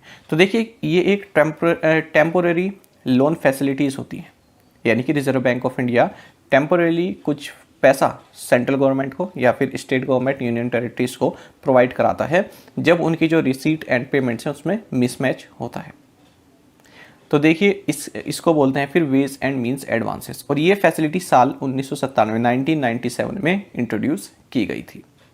तो जो सेंट्रल गवर्नमेंट है या फिर स्टेट गवर्नमेंट है वो रिजर्व बैंक ऑफ इंडिया से कुछ पैसा लेते हैं जब उन्हें बिल्कुल अर्जेंट होता है, इमीडिएट कैश जब उनको रिक्वायरमेंट होती है तब वो आरबीआई से लेते हैं इस फॉर्म में, WM की फॉर्म में, और ये इनको 90 दिनों के अंदर जो है रिटर्न भी करना पड़ता है। और इस पर आरबीआई इंटरेस्ट भी चार्ज करता है, और इंटरेस्ट कितना रहता है, जो रेपो रेट चल रही होती है उसी रेट पर। अगर रेपो रेट 4% है तो 4% का लेगा, अगर 5% है तो 5% का लेगा। और यदि 90 दिन से ज़्यादा हो जाते हैं, यदि 90 दिन में भी रिटर्न नहीं हो पाता है तो फिर उसको एक ओवरड्राफ्ट की तरह ट्रीट किया जाता है, और जो रेपो रेट है, जो एग्जिस्टिंग रेपो रेट है, उससे भी 2% और ऐड करके तब इंटरेस्ट लिया जाता है। यानी कि 4% में 2% और आप ऐड कीजिए, 6% का तब रेट चार्ज किया जाता है, इंटरेस्ट रेट चार्ज किया जाता है। Name the Indian who has been appointed as the vice chair of standing committee on administration and management of ITU। उस भारतीय का नाम बताइए जिसे ITU के प्रशासन और प्रबंधन पर स्थायी समिति के उपाध्यक्ष के रूप में नियुक्त किया गया है। सही आंसर ऑप्शन सी है, अपराजिता शर्मा। देखिए इंटरनेशनल टेलीकम्युनिकेशन यूनियन ITU की जो काउंसिल स्टैंडिंग कमेटी है एडमिनिस्ट्रेशन एंड मैनेजमेंट पर, तो इसमें इंडिया को जो है पोजीशन प्राप्त हुई है। तो भारत की जो ऑफिशियल हैं अपराजिता शर्मा, इनको वाइस चेयरपर्सन बनाया गया है 2023-2024 के लिए, और इसकी चेयरपर्सन भी बन जाएंगी 2025-26 के लिए। बाकी आप जानते हैं ITU की बात करें, हेडक्वार्टर्स जिनेवा स्विट्जरलैंड में है। स्थापना 17 मई 1865 को हुई थी। सेक्रेटरी जनरल हॉलिन झाओ हैं। Varuna 2022 is a bilateral Naval exercise of India and which country. Varun 2022 किस देश के साथ भारत का एक द्विपक्षीय नौसेना अभ्यास है। सही आंसर ऑप्शन ए है, फ्रांस। तो देखिए भारत और फ्रांस ने जो बायलैटरल नवल एक्सरसाइज इन दोनों ही कंट्रीज के बीच में, वरुण इसका नाम है, इसका 20th एडिशन अरेबियन सी, अरब सागर में संपन्न हुआ है। आपको जानना चाहिए जो ये वरुण बायलैटरल नवल एक्सरसाइज है, ये भारत और फ्रांस दोनों ही कंट्रीज की जो नेवीज हैं ये साल 1993 से करते हुए आ रहे हैं। Dearness allowance for central government employees is hiked by what percent. केंद्र सरकार के कर्मचारियों के लिए महंगाई भत्ते यानी कि DA में कितने प्रतिशत की बढ़ोतरी की गई है। ऑप्शंस आपके सामने है। सही आंसर ऑप्शन बी है, 3%। तो देखिए सेंट्रल गवर्नमेंट ने जो डियरनेस अलाउंस है, DA जिसको आप बोलते हैं, सेंट्रल गवर्नमेंट अलाउंस जो एम्प्लॉयज़ हैं उनके लिए, इसमें जो है बढ़ोतरी की है। तो पहले 31% था, अब इसको बढ़ाकर 3% बढ़ा दिया है, 3% बढ़ा दिया है, और अब हो गया है ये 34%। और ये 1 जनवरी 2022 से इफेक्टिव में आएगा, यानी कि पिछली डेट से जो 1 जनवरी 2022 होगी ना, उससे इफेक्टिव में आएगा ये। तो मतलब बढ़ा है तो अब है, लेकिन इसको जो है पिछले जो जनवरी 1 2022 है उससे इफेक्टिव में लाया जा रहा है। आपको जानना चाहिए जो ये जो DA में बढ़ोतरी की गई है, ये सेंट्रल गवर्नमेंट के जो पेंशनर्स हैं और फैमिली पेंशनर्स हैं उनको भी बेनिफिट करेगा, और उनको ये डियरनेस रिलीफ के रूप में दिया जाता है। आपको जानना चाहिए जो डियरनेस अलाउंस है या डियरनेस रिलीफ है, ये सेंट्रल गवर्नमेंट द्वारा अपने एम्प्लॉइज़ पेंशनर्स को दिया जाता है, क्योंकि जब कॉस्ट ऑफ लिविंग के हिसाब से इसको एडजस्ट किया जाता है। जैसे महंगाई बढ़ती है, ठीक है, तो महंगाई भत्ता होता है ना एक तरह का, तो जब आपकी कॉस्ट ऑफ लिविंग बढ़े उसी के हिसाब से इसको एडजस्ट किया जाता है। और जो ये डियरनेस अलाउंस है या फिर डियरनेस रिलीफ है, इसको 1 साल में 2 बार रिवाइज किया जाता है, 1 जनवरी को और 1 जुलाई को। HSBC India and which institution signed an agreement to establish a $100 million partial guarantee program for microfinance in India। HSBC India और किस संस्थान ने भारत में माइक्रो फाइनेंस के लिए $100 मिलियन का आंशिक गारंटी कार्यक्रम स्थापित करने के लिए एक समझौते पर हस्ताक्षर किए हैं। ऑप्शंस आपके सामने हैं और सही आंसर ऑप्शन सी है, एशियन डेवलपमेंट बैंक। तो देखिए एशियन डेवलपमेंट बैंक और HSBC इंडिया इन दोनों ने ही एक एग्रीमेंट साइन किया है, जिसके तहत जो माइक्रो बोरोवर्स हैं 4 लाख माइक्रो बोरोवर्स हैं, जिनमें कि ज़्यादातर इस तरह की माइक्रो एंटरप्राइजेज हैं जिनकी हेड महिलाएं हैं, तो इनके लिए $100 मिलियन का एक पार्शियल गारंटी प्रोग्राम लॉन्च किया है। यानी कि एक तरह से उनको ये लोन प्रोवाइड कराएंगे, फाइनेंशियल फंड प्रोवाइड कराएंगे। The Reserve Bank of India has extended the timeline for implementation of cassette swap in all ATMs by banks by 1 year till। RBI ने बैंकों द्वारा सभी ATM में कैसेट स्वैप को लागू करने की समय सीमा 1 वर्ष बढ़ाकर कब तक कर दी है? ऑप्शंस आपके सामने हैं। सही आंसर ऑप्शन ए है मार्च 31, 2023। देखिए, रिजर्व बैंक ऑफ इंडिया ने जो बैंक्स हैं उन सभी को कैसेट स्वैप अपने एटीएम्स में जो है उस तरह की सुविधा इनको प्रोवाइड करानी है ना, उस चीज़ को इम्प्लीमेंट करना है, तो उसकी टाइमलाइन बढ़ा दी है। अब रिजर्व बैंक ऑफ इंडिया ने कहा है कि आपको 31 मार्च 2023 तक का समय हम दे रहे हैं। आपके जितने भी एटीएम हैं उनमें आप कैसेट स्वैप की सुविधा जो है इंस्टॉल कीजिए। आपको जानना चाहिए, जुलाई 2021 में रिजर्व बैंक ऑफ इंडिया ने बैंक्स को एडवाइस किया था कि जो भी आपके एटीएम्स हैं उनमें आप लोकेबल कैसेट इनको इंस्टॉल कीजिए। अब ये क्या होता है, देखिए अभी क्या होता है, जब एटीएम में पैसा ख़त्म हो जाता है तो वो गाड़ी आपने देखी होगी, गाड़ी आती है उसमें से फिर कैश निकालते हैं वो, फिर एटीएम्स में शटर डाउन करके अंदर फिर वो उसको कैश को उसमें जो है रिप्लेनिश करते हैं, एक मतलब उसको भरते हैं, डालते हैं उसमें मशीन में, है ना, जिस तरह से भी सेटअप करते हैं। तो अब रिजर्व बैंक ऑफ इंडिया ने कहा है कि ये ओपन कैश की जो ओपन कैश रहता है, मतलब आप पैसा निकालते हैं फिर उसमें जो है गाड़ी से निकालते हैं फिर एटीएम में भरते हैं, ये सही नहीं है तरीका। आप क्या कीजिए, लोकेबल कैसेट्स जो है उसमें इंस्टॉल कीजिए। यानी कि कैसेट से आप समझ सकते हैं एक तरह का आप बॉक्स समझ लीजिए, बॉक्स में पैसा है, बस उस बॉक्स को आपने गाड़ी से निकाला और एटीएम में उस बॉक्स को डायरेक्ट डाल दिया और वो कैश जो है अपने आप उसमें जो है फिलअप हो जाएगा। और जो उसमें एक बॉक्स पहले से ही होगा एटीएम में, उसको आप निकाल कर ले गए, है ना, वो तो खाली बॉक्स है, उसके बदले आपने जो पैसों से भरा हुआ बॉक्स है उसको आपने अंदर इंसर्ट कर दिया और खाली बॉक्स आप निकाल कर ले गए। काम भी जल्दी हो गया और ओपन कैश जो होता है ना वो भी जो है दूर हो गई, उसकी दिक्कत भी दूर हो गई। बिल्कुल सेफ है और क्विकली जो है एटीएम में पैसा भरा जा सकता है। साथ ही आपको जानना चाहिए, हाल ही में रिजर्व बैंक ऑफ इंडिया ने जो पेमेंट सिस्टम टच पॉइंट्स हैं इसके जियो टैगिंग के लिए भी एक फ्रेमवर्क रिलीज किया है। जियो टैगिंग का मतलब क्या है? Geo tagging of payment system touch points will enable proper monitoring of availability of payment acceptance infrastructure like points of sale terminals, quick response codes etc। देखिए, जियो टैगिंग का मतलब क्या होता है, किसी लोकेशन को उसका लैटिट्यूड और लॉन्गिट्यूड प्रोवाइड कराना, ठीक है। तो अब देखिए, रिजर्व बैंक ऑफ इंडिया ने ये कहा है कि जो भी मर्चेंट्स आपका पीओएस टर्मिनल्स जहाँ पर इंस्टॉल हैं, पीओएस मशीन्स यूज़ कर रहे हैं, पीओएस टर्मिनल्स हैं या फिर एटीएम्स हैं या फिर क्यूआर कोड्स की सहायता से जहाँ पर पेमेंट हो रहा है, तो उन सभी की आपको जियो टैगिंग करनी है। उन सभी की जानकारी आपको होनी चाहिए, लैटिट्यूड और लॉन्गिट्यूड उनका आपके पास होना चाहिए। यानी कि अगर हम कहें तो आरबीआई ने बैंक और गैर बैंकिंग भुगतान प्रणाली संचालकों को ये कहा है कि इन सभी की जो भुगतान टच पॉइंट की जो सटीक भौगोलिक स्थिति है वो अपने पास आप रखिए। इसके अलावा जो पीओएस मशीन है और क्यूआर कोड से संबंधित जियो टैगिंग की सूचना भी आरबीआई को आपको देनी होगी। International Children's Book Day is organised annually on which day? अंतर्राष्ट्रीय बाल पुस्तक दिवस प्रतिवर्ष किस दिन आयोजित किया जाता है? सही आंसर ऑप्शन बी है अप्रैल 2। तो 2 अप्रैल को इंटरनेशनल चिल्ड्रन बुक डे ये मनाया जाता है और 1967 से इसको मनाया जा रहा है international board on books for young people के द्वारा, जो कि एक नॉन प्रॉफिट ऑर्गेनाइजेशन है। और इस बार 2022 में कनाडा ने इस इवेंट को होस्ट किया है और थीम रहा stories are wings that help you soar every day. Which company has launched startups founders hub platform in India? किस कंपनी ने भारत में startup founders hub platform launch किया है? सही आंसर ऑप्शन डी है माइक्रोसॉफ्ट।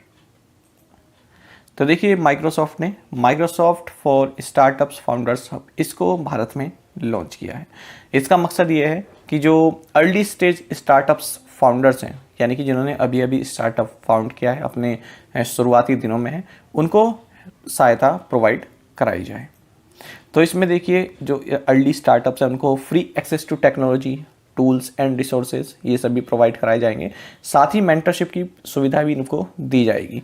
जो स्टार्टअप्स हैं, जो एंटरप्रेन्योर्स हैं, उनको मेंटर्स से कनेक्ट किया जाएगा जो कि उनको industry, business, technical support provide कराएंगे। Which bank has selected Kvik.id to implement digital know your customer for its network across India? किस बैंक ने भारत भर में अपने नेटवर्क के लिए डिजिटल नो योर कस्टमर को लागू करने के लिए Kvik.id का चयन किया है? ऑप्शंस आपके सामने है। सही आंसर ऑप्शन सी है, सेंट्रल बैंक ऑफ इंडिया। तो देखिए, वीडियो KYC, eKYC है ना, और डिजिटल नो योर कस्टमर, तो ये इस सभी को इम्प्लीमेंट करने के लिए सेंट्रल बैंक ऑफ इंडिया ने Kvik.id इसको सेलेक्ट किया है। आपको जानना चाहिए सेंट्रल बैंक ऑफ इंडिया के MD and CEO madam Venkata Rao हैं। हेडक्वार्टर्स मुंबई महाराष्ट्र में है और टैगलाइन है central to you since 1911। Who has been re-elected as chairman of payments council of India? भारतीय भुगतान परिषद के अध्यक्ष के रूप में किसे चुना गया है? सही आंसर ऑप्शन सी है, विश्वास पटेल। तो इन्फीबीम एवेन्यूज के एग्जीक्यूटिव डायरेक्टर हैं विश्वास पटेल। इनको पेमेंट्स काउंसिल ऑफ इंडिया का चेयरमैन फिर से री-इलेक्ट कर लिया गया है। और 2 न्यू को चेयर्स भी यहाँ पर इलेक्ट किए गए हैं। एक तो है प्रवीणा राय जो कि CEO है national payments corporation of India के। दूसरे है MN श्रीनिवासु जो कि को-फाउंडर एंड डायरेक्टर हैं बिलडेस्क के। International Day for Mine Awareness and Assistance in Mine action is observe on which day? Khan जागरूकता और खदान कार्रवाई में सहायता के लिए अंतर्राष्ट्रीय दिवस किस दिन मनाया जाता है? सही आंसर ऑप्शन डी है, अप्रैल 4। तो 4 अप्रैल को ये दिन मनाया जाता है, International Day for Mine Awareness and Assistance in Mine Action. और इसका थीम 2022 में रहा safe ground, safe steps, safe home. Rating agency INRA यानी India Ratings has lowered the India's physical year 23 forecast to what percent? Rating agency INRA ने भारत के physical year 23 के पूर्वानुमान को घटाकर कितने प्रतिशत कर दिया है? ऑप्शंस आपके सामने हैं। सही आंसर ऑप्शन सी है, 7 to 7.2%। तो देखिए, बात कर रहे हैं इंडिया रेटिंग्स की, जानेंगे इसके बारे में। तो इंडिया रेटिंग्स जैसे आप इस तरह से लिखते हैं INRA, इसने physical year 23 economic outlook report, इस रिपोर्ट में कहा है कि देखिए 2 सिनेरियो बन रहे हैं भारत की GDP ग्रोथ के लिए। पहले सिनेरियो में यह है कि 7.2% ईयर ऑन ईयर बेसिस पर अगर हम देखें तो GDP ग्रो कर सकती है। दूसरे सिनेरियो में इन्होंने कहा है कि 7% से ग्रो कर सकती है। पहले इन्होंने कहा था कि 7.6% से ग्रो करेगी, तो एक लिमिट दे दी 7 to 7.2% की। Which state has signed an MOU with Samsung and Abhitech to set up Sports Digital Experience Center? खेल डिजिटल अनुभव केंद्र स्थापित करने के लिए किस राज्य ने सैमसंग और अभिटेक के साथ समझौता ज्ञापन पर हस्ताक्षर किए हैं? सही आंसर ऑप्शन बी है, मणिपुर। तो मणिपुर स्टेट गवर्नमेंट ने एक MOU साइन किया है सैमसंग डेटा सिस्टम्स इंडिया और अभिटेक IT सॉल्यूशंस के साथ, जिसके तहत खुमान लामपक स्पोर्ट्स कॉम्प्लेक्स में स्पोर्ट्स डिजिटल एक्सपीरियंस सेंटर जो है सेटअप किया जाएगा। बाकी मणिपुर के बारे में आप जानते हैं, कैपिटल इंफॉल है, गवर्नर ला गणेशन है और chief minister N Biren Singh है। और हाल ही में आपको जानना चाहिए मणिपुर में भी स्टेट असेंबली इलेक्शन हुए थे और 60 सीट्स पर हुए थे। सबसे ज़्यादा सीट्स भारतीय जनता पार्टी ने यहाँ पर हासिल की थी। तो ये जानेंगे 60 सीट्स होती है यहाँ पर मणिपुर में जो असेंबली सीट्स हैं। In reference to the FIFA World Cup 2022 in Qatar, what is Al Rihla? पूछ रहे हैं कि फीफा विश्व कप 2022 कतर के संबंध में या संदर्भ में अल रिहला क्या है? ऑप्शंस आपके सामने हैं और सही आंसर ऑप्शन ए है, ऑफिशियल मैच बॉल। तो ये आप देख सकते हैं, ये अल रिहला। जानेंगे इसके बारे में। तो देखिए, जो स्पोर्ट्स वियर कंपनी है एडिडास, इसने अल रिहा इसको अनवील किया है, यानी कि इसको प्रदर्शित किया है। अल रिहला क्या है? ये ऑफिशियल मैच बॉल है। किसके लिए? 2022 फीफा वर्ल्ड कप जो कि कतर में होने वाला है। तो इसके लिए जो ऑफिशियल मैच बॉल रहेगी वो ये रहेगी। इसका नाम है अल रिहला। इसका मतलब होता है द जर्नी। अरेबिक में इसका मतलब होता है द जर्नी। और जो इसका आर्किटेक्चर है, इसमें आइकॉनिक बोर्ड्स हैं और फ्लैग ऑफ कतर, इन तीनों ही चीज़ों से ये इंस्पायर्ड है। अच्छा, आपको यहाँ पर एक एक्स्ट्रा चीज़ ये जाननी चाहिए कि पहली बार ऐसा हो रहा है कि जो फीफा वर्ल्ड कप है ये अरब वर्ल्ड में हो रहा है, यानी कि जो अरब लीग में जो कंट्रीज़ हैं, 22 कंट्रीज़ हैं शायद, तो इन कंट्रीज़ में आज से पहले कभी भी वर्ल्ड कप इन्होंने होस्ट नहीं किया है, जो भी अरब लीग की जो कंट्रीज़ हैं। तो पहली बार ऐसा हो रहा है कि वर्ल्ड कप जो है अरब वर्ल्ड में हो रहा है, यानी कि अरब लीग की किसी कंट्री में हो रहा है। और पूरी तरह से फीफा वर्ल्ड कप एशिया में ये दूसरी बार हो रहा है। इससे पहले साल 2002 में साउथ कोरिया और जापान ने फीफा वर्ल्ड कप को होस्ट किया था। तो ये दूसरी बार है ऐसा जब फीफा वर्ल्ड कप जो है पूरी तरह से एशिया में हो रहा है। अच्छा, इससे पहले हम आगे बढ़ें, आपको बताना चाहूँगा कि उत्तराखंड पीसीएस का एग्ज़ाम हुआ 3 अप्रैल को। उसके हम 3 क्वेश्चन आज देखेंगे और डेली हम क्वेश्चन देखेंगे। मैं इसलिए आपको दिखा रहा हूँ क्योंकि करंट अफेयर्स के 100% जितने भी क्वेश्चन थे वो सब हमने कवर किए हुए थे, और कुछ ऐसे क्वेश्चंस भी थे जो स्ट्रेटेजी के आते थे, वो भी हमने कवर किए हुए थे। तो चलिए जल्दी से 3 क्वेश्चन देखेंगे, उसके बाद आगे बढ़ेंगे। इसी तरह से हम डेली कुछ क्वेश्चंस देखते रहेंगे, तो आप जुड़े रहिएगा हमेशा। देखिए, in which year India's highest civilian honour Bharat Ratna was awarded to Lata Mangeshkar, ये क्वेश्चन पूछा गया था। अब जो हमारे डेली करंट अफेयर्स देखते हैं, कमेंट बॉक्स में आप जरूर बताइएगा यदि आपको याद है। जब मैंने आपको एक क्वेश्चन कराया था तो इस बात पर मैंने बहुत ज़्यादा जोर दिया था कि आप ये चीज़ जरूर याद रखिएगा, और मैंने रेड कलर से हेडलाइट मतलब उसको हाईलाइट किया था पावर पॉइंट में, जो पीपीटी थी उसमें रेड कलर से हाईलाइट करके आपको बताया था कि इसको आप जरूर याद रखिएगा, क्योंकि क्वेश्चन बनेगा तो यहीं से बनेगा। और आप देख सकते हैं ये हमारी पीडीएफ का स्क्रीनशॉट है, फरवरी की जो पीडीएफ है, आप देख भी सकते हैं, उसे चेक भी कर सकते हैं। तो क्वेश्चन भी इसी तरह से मैंने फ्रेम किया था, in which year Bharat Ratna was given to Lata Mangeshkar. Answer होगा साल 2001 में, क्योंकि जब लता मंगेशकर जी की जो न्यूज़ आई तो सबसे पहले दिमाग में यही आया कि क्वेश्चन बनेगा तो भारत रत्न से संबंधित ही बनेगा। ठीक है, तो इसीलिए ये क्वेश्चन भी आपके लिए फ्रेम किया था। इसलिए आप करंट अफेयर्स को ध्यान से पढ़ा कीजिए, जो ही मैं आपको बताता हूँ उसको ध्यान से सुना कीजिए, जिस पर मैं जोर देकर आपको बताता हूँ बात। अच्छा, आगे बढ़ते हैं। व्हाट आर रामसर साइट्स, तो ये तो सिंपल क्वेश्चन था, हम सभी जानते हैं। ऑप्शंस देख लेते हैं किस तरह से ऑप्शंस से खेलते हैं जो पेपर सेट करते हैं।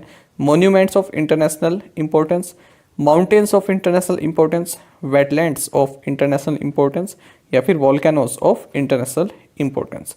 सो सही आंसर होगा इसका option C, wetlands of international importance. तो ये तो हम पढ़ते ही आ रहे हैं। अच्छा, फिर एक क्वेश्चन देखिए, Multilateral Investment Guarantee Agency MIGA is related to world Bank Group, International Monetary Fund, International Finance Corporation, या इंटरनेशनल डेवलपमेंट एसोसिएशन। तो इसका आंसर क्या होगा?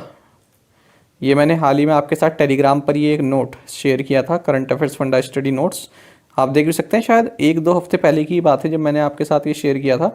इसमें मैंने आपको वर्ल्ड बैंक ग्रुप की पूरी जानकारी दी थी कि वर्ल्ड बैंक ग्रुप में 5 ऑर्गेनाइजेशन है। एक तो ये है, 2, 3, 4 और 5। अब ये जो आप इसमें देख रहे हैं 4th पोजीशन पर, मल्टीलैटरल इन्वेस्टमेंट गारंटी एजेंसी। तो सही आंसर क्या होगा? ए, वर्ल्ड बैंक ग्रुप। तो वर्ल्ड बैंक ग्रुप के अंदर ये 5 ऑर्गेनाइजेशन आती हैं। तो मैंने आपको टेलीग्राम पर शेयर किया था, आप देख भी सकते हैं, डाउनलोड कर लीजिएगा, इसको रिवीजन करने के लिए अच्छा रहता है। क्योंकि इसमें जो ये पॉइंट्स है ना, कि जैसे देखिए IBRDA, तो ये लो इनकम कंट्रीज़ को लोन देता है, और जो ये आपका IDA ये इंटरेस्ट फ्री लोन्स देता है ना। और वर्ल्ड बैंक किससे मिलकर बना है? IBRD plus IDA। ये तो पूरा वर्ल्ड बैंक ग्रुप है, लेकिन अगर हम केवल वर्ल्ड बैंक की बात करें तो IBRD plus IDA equals to world bank. इस तरह से आप याद कर सकते हैं। चलिए आगे बढ़ेंगे, इसी तरह के क्वेश्चन हम और भी देखते रहेंगे। Which country became the 105th member country to sign on to the framework agreement of International Solar Alliance? कौन सा देश अंतर्राष्ट्रीय सौर गठबंधन के फ्रेमवर्क समझौते पर हस्ताक्षर करने वाला 105वां सदस्य देश बन गया है? ऑप्शंस आपके सामने है। सही आंसर ऑप्शन ए है, नेपाल। तो देखिए, नेपाल जो है इंटरनेशनल सोलर अलायंस यानी कि ISA, इसका जो फ्रेमवर्क है उसको साइन करने वाला 105वां देश बन गया है, और भारत ने नेपाल के इस डिसीजन का स्वागत भी किया है। आपको जानना चाहिए, जो नेपाल के प्राइम मिनिस्टर हैं शेर बहादुर देउबा, ये भारत के दौरे पर रहे, और प्राइम मिनिस्टर नरेंद्र मोदी के साथ मिलकर इन्होंने बिहार के जयनगर से और नेपाल के कुर्था को कनेक्ट करने वाली first cross border passenger train, इसको हरी झंडी दिखाई है। आपको जानना चाहिए, दोनों ही देशों के जो प्राइम मिनिस्टर्स हैं इन्होंने मिलकर 90 kilometre long 132 kVDC Solu corridor transmission line and substation, इसको इनोग्रेट किया है। इसके लिए जो है भारत ने ही नेपाल को जो है लोन दिया था, एक तरह का लाइन ऑफ क्रेडिट भारत ने नेपाल को दिया था। साथ ही उन्होंने काठमांडू रक्सौल रेल लिंक, ये जो इसका जो कंस्ट्रक्शन है, जो प्लांट है, इसके बारे में भी डिस्कस किया है। साथ ही नेपाल में जो 900 मेगावाट की Arun third hydro electric project है, इसमें कितनी प्रोग्रेस हुई है, इसमें भी भारत नेपाल की मदद कर रहा है, इसके बारे में भी डिस्कस किया गया। साथ ही आज़ादी का अमृत महोत्सव जो हम मना रहे हैं, जो भारत मना रहा है, तो इसके तहत भारत ने ये कहा है कि हम नेपाल में इस साल 75 डेवलपमेंट प्रोजेक्ट्स को इनोग्रेट करेंगे। साथ ही नेपाल के जो प्राइम मिनिस्टर हैं देवबा, इन्होंने वाराणसी भी विजिट किया। तो ये सभी पॉइंट्स इंपॉर्टेंट है, याद रखिएगा। चलिए आगे बढ़ते हैं। Who has taken over as president of the associated chambers of commerce and industry of India, यानी कि एसोचैम। तो associated chambers of commerce and industry of India के अध्यक्ष के रूप में किसने पदभार संभाला है? सही आंसर ऑप्शन सी है, सुशांत सिन्हा। तो सुशांत सिन्हा ये रिन्यू पावर के चेयरमैन एंड सीईओ हैं, इसके फाउंडर भी यही हैं। तो इन्हें associated chambers of commerce and industry of India यानी कि एसोचैम का प्रेसिडेंट बनाया गया है और ये विनीत अग्रवाल को रिप्लेस करेंगे। एसोचैम की फुल फॉर्म भी आप याद रखिएगा, पूछ ली जाती है। बाकी आपको जानना चाहिए अजय सिंह जो कि स्पाइस जेट के चेयरमैन मैनेजिंग डायरेक्टर हैं, इनको एसोचैम का जो है vice president, senior vice president बनाया गया है। एसोचैम क्या है? ये एक नॉन गवर्नमेंटल ट्रेड एसोसिएशन है और जो भारत में जो ट्रेडर्स हैं, जो ट्रेड इंडस्ट्री है, उनके और गवर्नमेंट ऑफ इंडिया के बीच में एक लिंक का कार्य करता है। न्यू दिल्ली में है और ये India and which country on April 2 signed an economic cooperation and trade agreement. Bharat और किस देश ने 2 अप्रैल को एक आर्थिक सहयोग और व्यापार समझौते पर हस्ताक्षर किए हैं? ऑप्शंस आपके सामने हैं। सही आंसर ऑप्शन डी है, ऑस्ट्रेलिया। तो देखिए, भारत और ऑस्ट्रेलिया ने 2 अप्रैल को एक economic cooperation and trade agreement यानी कि ECTA है, इसको साइन किया है, जिसके तहत ऑस्ट्रेलिया में जो 96% भारत का जो एक्सपोर्ट जाता है उसको जो है जीरो ड्यूटी उस पर जो है लगेगी। ठीक है, तो 96% of India's exports to Australia will face zero duty.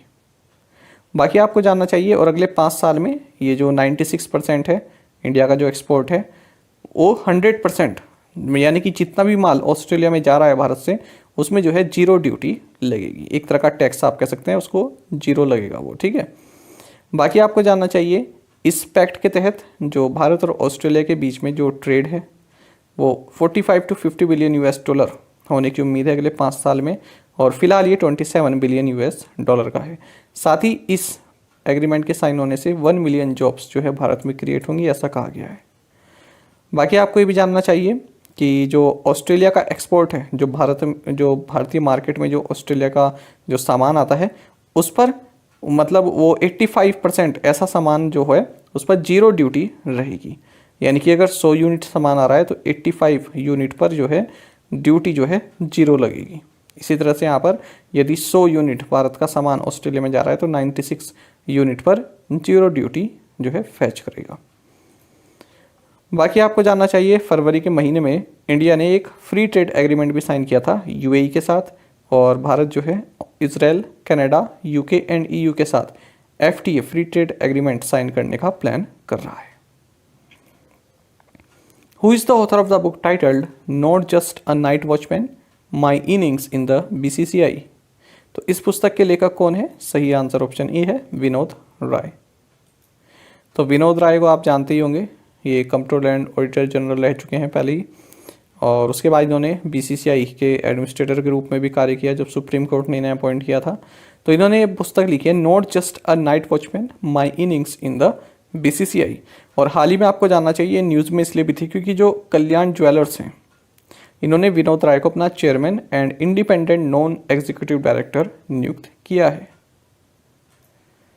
Which of the following has become the first state to launch criminals biometric database? निम्नलिखित में से कौन अपराधियों का बायोमेट्रिक डेटाबेस लॉन्च करने वाला पहला राज्य बन गया है? सही आंसर ऑप्शन सी है, महाराष्ट्र। तो महाराष्ट्र पहला राज्य बन गया है जिसने 6.5 लाख पीपल जिनका क्रिमिनल रिकॉर्ड्स हैं उनका बायोमेट्रिक डेटाबेस बनाया है, उनके डिजिटल फिंगरप्रिंट्स लिए हैं और आइरिस स्कैनिंग भी जो है उनकी की है। तो देखिए जो चीफ मिनिस्टर उद्धव ठाकरे, इन्होंने इस सिस्टम को लॉन्च किया और इसका नाम है automated multimodal biometric identification system, AMBIS आप इसको कह सकते हैं। तो इसकी मदद से अब जो क्राइम सस्पेक्ट हैं तो उसमें जो है पुलिस इन्वेस्टिगेशन को तेज़ी मिलेगी। यानी कि मान लीजिए कोई अपराध हुआ तो सबसे पहले जो पहले से महाराष्ट्र सरकार के पास जो क्रिमिनल रिकॉर्ड्स हैं, जो अपराधी रहे हों, जिनका कोई क्रिमिनल रिकॉर्ड रहा हो, पहले उस डेटाबेस में जल्दी से चेक करेंगे। तो अगर वो जो अपराध हुआ है वो फिर से दूसरे उसी व्यक्ति ने कमिट किया है जिसने पहले भी किया हुआ था और उसका रिकॉर्ड सरकार के पास है, तो तुरंत जो है सरकार उसके बारे में पता कर सकती है। तो इस तरह से अपराधियों का जो है डेटाबेस पूरा सरकार के पास रहने वाला है डिजिटली। बाकी आप जानते हैं महाराष्ट्र के गवर्नर भगत सिंह कोश्यारी हैं, कैपिटल मुंबई है। विच स्टेट और UT has announced to sign a tripartite agreement to develop Hanle as a dark sky sanctuary. तो किस राज्य या केंद्र शासित प्रदेश ने हेनली को डार्क स्काई सेंचुरी के रूप में विकसित करने के लिए त्रिपक्षीय समझौते पर हस्ताक्षर करने की घोषणा की है? सही आंसर ऑप्शन बी है लद्दाख। तो देखिए ले एडमिशन लद्दाख, इसने एक त्रिपक्षीय एग्रीमेंट साइन किया है ले हिल काउंसिल, वाइल्ड लाइफ और टूरिज्म डिपार्टमेंट के साथ, जिसके तहत ये हेनली को डार्क स्काई सेंचुरी के रूप में डेवलप करेंगे। अब डार्क स्काई सेंचुरी क्या होती है? देखिए डार्क स्काई सेंचुरी मतलब जहाँ पर लाइट की ज़रूरत है केवल वहीं पर ही आप इल्यूमिनेट करें। यानी कि ये नहीं कि पूरी एक सेंचुरी है उसमें हर जगह लाइट लगा रखी है, जहाँ पर ज़रूरत है केवल वहाँ पर लगाएं। बाकी जो नेचुरल लाइट आती है, जैसे जो मून है उसकी जो लाइट पड़ती है, ठीक है, उससे ही केवल इल्यूमिनेट होता रहे जब भी निकले, तो फालतू की लाइट ना जले, है ना, जिससे जो एरिया है वो भी, उसमें भी पोल्यूशन भी कम होगा और एनर्जी भी जो है वेस्ट नहीं होगी। जैसे कि आप देख सकते हैं a dark sky sanctuary promotes proper illumination where and when it is needed. केवल वहीं पर इल्यूमिनेशन की व्यवस्था हो जहाँ पर इसकी ज़रूरत है, without wasting energy and polluting other areas, specially the night sky which does not require illumination. अब जो रात का जो, अब रात में आप देखते हैं उसको, रात में जो आसमान है अब उसको तो इल्यूमिनेशन की ज़रूरत नहीं है ना, तो इसलिए ये नहीं कि लाइट जल रही है, ठीक है, कई सारी लाइट लगा रखी हैं आपने, तो केवल जहाँ पर ज़रूरत है, मान लीजिए कोई रूम है, रूम के आगे लाइट लगी है, ठीक है, बाकी ये नहीं कि फालतू की लाइट जल रही है, उसको बोलते हैं dark sky. Which country has joined the East African community as its 7th member? कौन सा देश पूर्वी अफ्रीकी समुदाय के 7वें सदस्य के रूप में शामिल हो गया है? सही आंसर ऑप्शन डी है democratic Republic of Congo, DR Congo. तो डेमोक्रेटिक रिपब्लिक ऑफ कोंगो, इसने ईस्ट अफ्रीका कम्युनिटी EAC को ज्वाइन कर लिया और ये 7th मेंबर इसका बन गया है।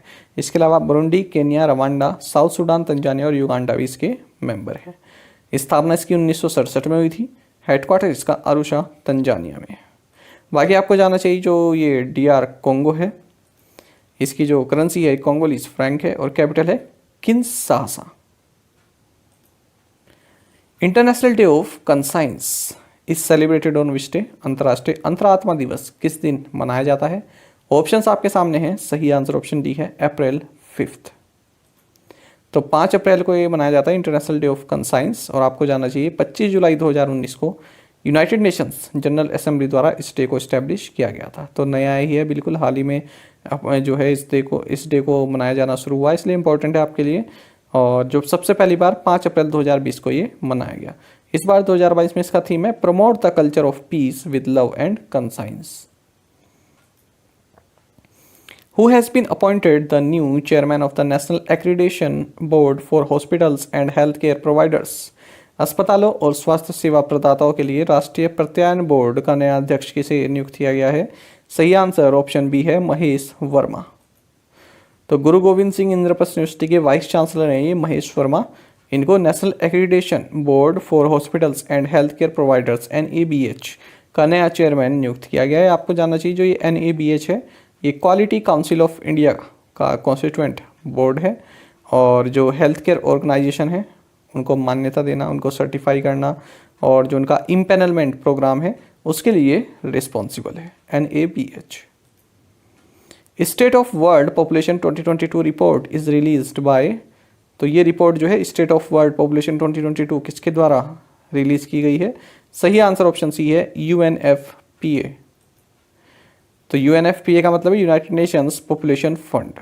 तो इसने एक रिपोर्ट अपनी जारी की जिसका टाइटल है seeing the unseen, the case for action in the neglected crisis of unintended pregnancy. तो इस रिपोर्ट को इसने जो है जारी किया है। इस रिपोर्ट में इसने कहा है कि 2015 से 2019 के बीच में हर साल 121 मिलियन अनइंटेंडेड प्रेगनेंसी यानी कि अनचाही प्रेगनेंसीज जो हैं हुई है। और 2007 से 2011 के बीच में यदि हम भारत की बात करें तो 67% of abortions in India were classified as unsafe.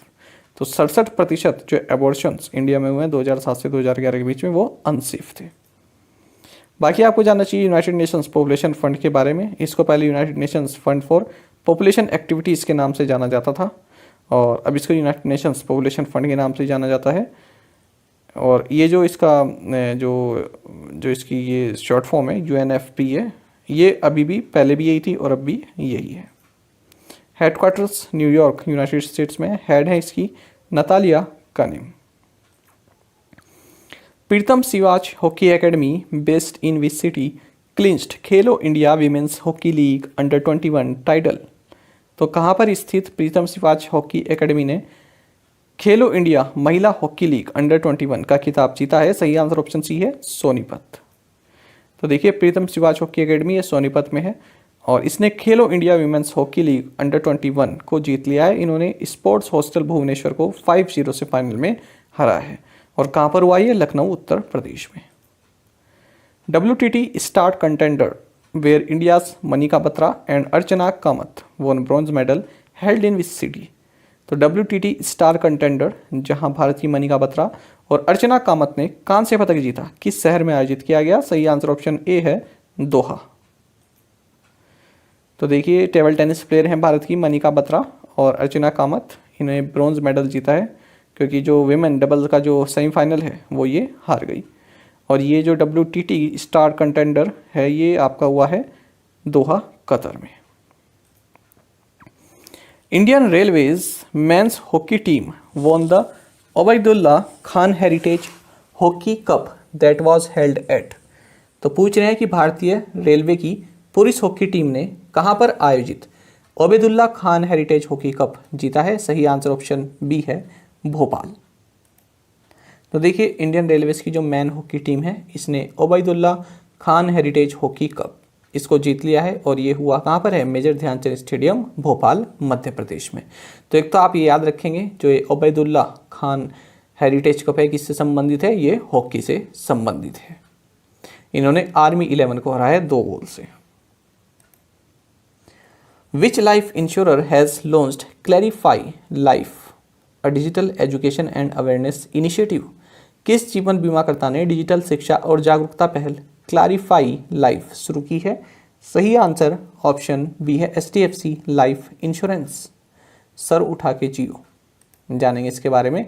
तो देखिए HDFC लाइफ इसने जो है जो लाइफ इंश्योरेंस है उसको सिंप्लीफाई करने के लिए एक अवेयरनेस कैंपेन शुरू किया है जिसका नाम है क्लैरिफाई लाइफ। और HDFC लाइफ के जो MD एंड CEO हैं ये हैं विभा पाडलकर और हेडक्वार्टर्स मुंबई, महाराष्ट्र में है। आपको जानना चाहिए HDFC लाइफ इंश्योरेंस कंपनी ये एक जॉइंट वेंचर है किसके बीच में? एक तो HDFC लिमिटेड और अबेरदेन के बीच में, जो कि एक ग्लोबल इन्वेस्टमेंट कंपनी है। अच्छा, हाल ही में जो है एक और आप करंट अफेयर्स इसमें याद रखिएगा, HDFC लिमिटेड और HDFC बैंक, HDFC लिमिटेड और HDFC बैंक इन दोनों के जो बोर्ड ऑफ डायरेक्टर्स हैं तो इन्होंने एक चीज़ को मंजूरी दे दी है। किस प्रपोजल को मंजूरी दी है? कि जो HDFC बैंक है और HDFC लिमिटेड है इन दोनों को जो है मर्ज कर दिया जाए। और इस डील के मुताबिक कहा गया है जो HDFC लिमिटेड के जो शेयर होल्डर्स हैं वे 25 शेयर्स के लिए 42 शेयर्स जो है HDFC बैंक के प्राप्त करेंगे। और जो HDFC लिमिटेड के जो एग्जिस्टिंग शेयर होल्डर्स हैं, जो मौजूदा शेयर होल्डर्स हैं, वो HDFC बैंक के 41% शेयर्स जो हैं होल्ड करेंगे। और मर्ज हो जाने के बाद HDFC बैंक पर जो मालिकाना हक होगा वो पूरी तरह से पब्लिक शेयर होल्डर्स का होगा, 100%।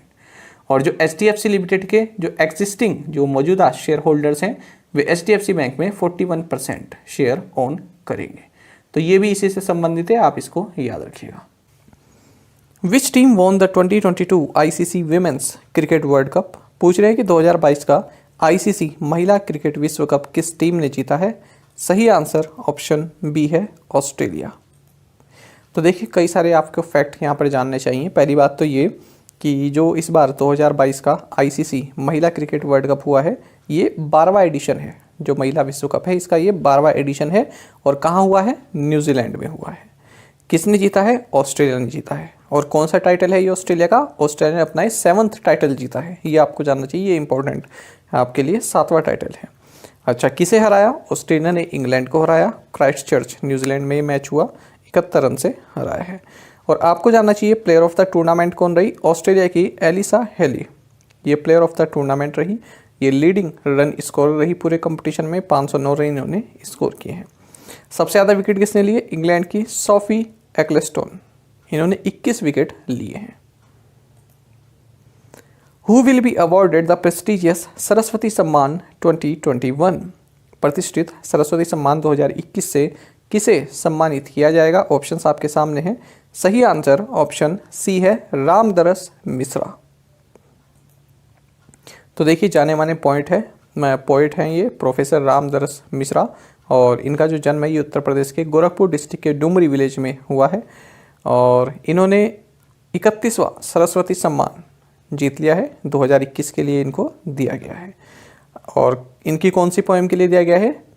मैं तो यहाँ हूँ, ये 2015 में पब्लिश हुई थी। तो ये भी आपके लिए इंपॉर्टेंट है, जो जिस पोएम के लिए दिया गया है, एक तो ये और दूसरा ये कब पब्लिश हुई थी? 2015 में पब्लिश हुई थी। तो सीधे सीधे क्वेश्चन ना पूछने के बजाय इस तरह से पूछा जाएगा कि किस पोएम के लिए दिया गया है, या फिर ऐसा कि इस पोएम के लिए दिया है, ये कब पब्लिश हुई थी। क्योंकि पब्लिश होने का जो है इसमें काफ़ी एक मेन पॉइंट भी रहता है, जानेंगे अभी। तो 2015 में पब्लिश हुई थी।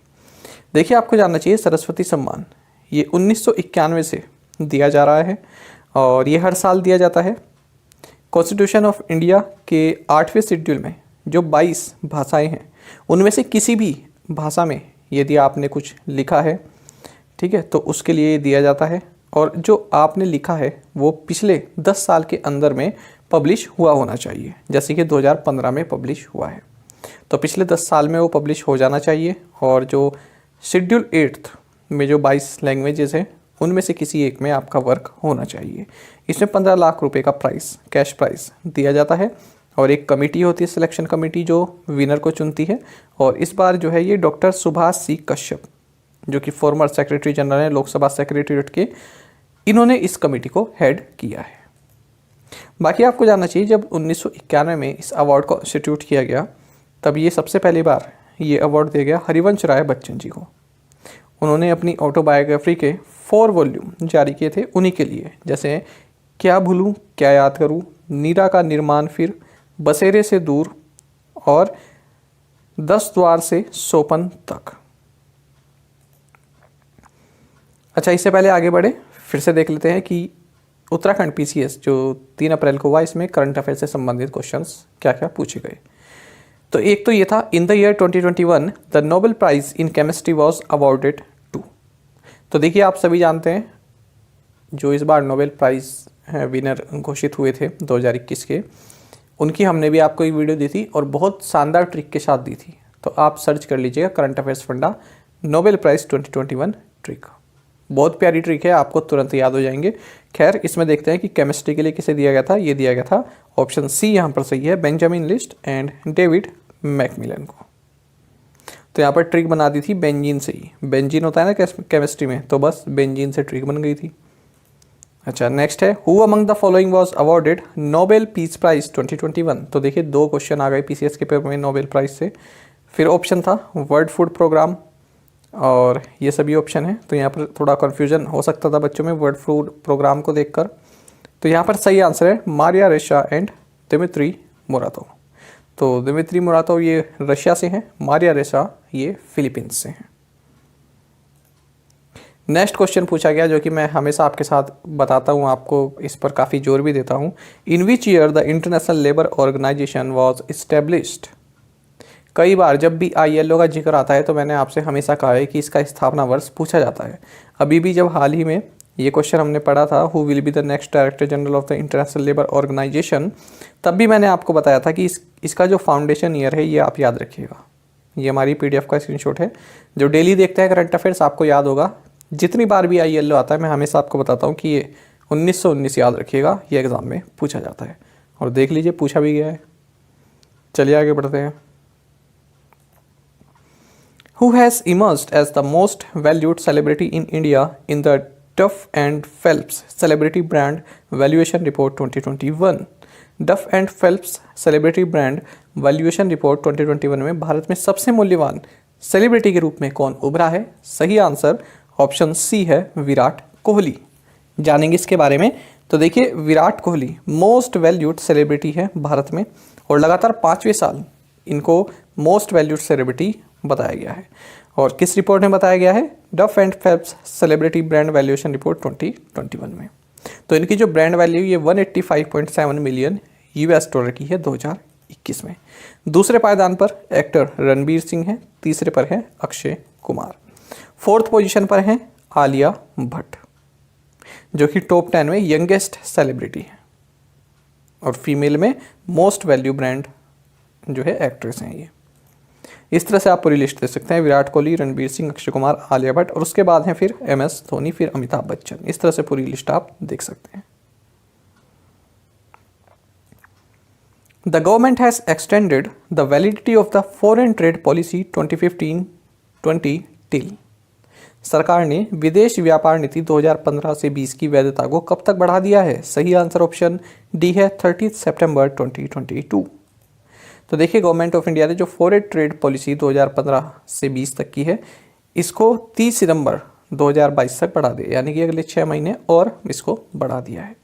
आपको जानना चाहिए, जो ये फॉरेन ट्रेड पॉलिसी 2015 से 20 तक की थी, ये 1 अप्रैल 2015 को लागू हुई थी। तो ये डेट भी पूछ लेते हैं एग्जाम में कि कब ये फोर्स में आई, कब ये अस्तित्व में आई ये पॉलिसी। तो 1 अप्रैल 2015 को। Name the FIFA World Cup 2022 official mascot. FIFA विश्व कप 2022 के आधिकारिक शुभंकर का नाम क्या है? ऑप्शंस आपके सामने हैं। सही आंसर ऑप्शन बी है, लाइव। जानेंगे इसके बारे में। तो देखिए, दोहा कतर में होने वाला है फीफा वर्ल्ड कप 2022, आप सभी जानते हैं। तो इसके लिए ऑफिशियल मास्कट यानी कि शुभांकर जो है जारी कर दिया गया है और इसका नाम है लाइव। देख सकते हैं आप, जो कि एक प्लेफुल, एडवेंचरस एंड क्यूरियस है। और it can be seen wearing the कतरी नेशनल ड्रेस। ये ड्रेस देख रहे हैं, तो ये आपने देखा होगा, जो अरब वर्ल्ड में जो लोग हैं वो ऐसी ड्रेस पहनते हैं, है ना। और जानेंगे तो लाइव इस अ वाइट फ्लोटिंग कैफिए। कैफिए क्या है? ये एक ट्रेडिशनल अरेबियन हेड ड्रेस है। ये पूरी हेड ड्रेस है ना, देखिए हेड से लेकर नीचे तक की। तो इस तरह का ये लाइव बनाया गया है। माउथ ओपन है ना, आइज भी है, आईब्रोज भी हैं। लाइव का मतलब जो है अरेबिक में होता है super skilled player. DBS Bank India has partnered with which of the following to launch green debit card? DBS Bank India ने ग्रीन डेबिट कार्ड लॉन्च करने के लिए निम्नलिखित में से किसके साथ साझेदारी की है? सही आंसर ऑप्शन डी है, ईज माई ट्रिप। तो डीबीएस बैंक ने ईज माई ट्रिप के साथ मिलकर environment friendly international debit card launch किया है, जो कि 99% रिसाइकल्ड पॉलीवाइनिल क्लोराइड PVC मेटल से बना है। और इस कार्ड का नाम क्या है? डिजी बैंक ईज माई ट्रिप ग्रीन डेबिट कार्ड। तो इसमें जो है कस्टमर्स को कई तरह के ऑफर्स प्रोवाइड कराए जाते हैं।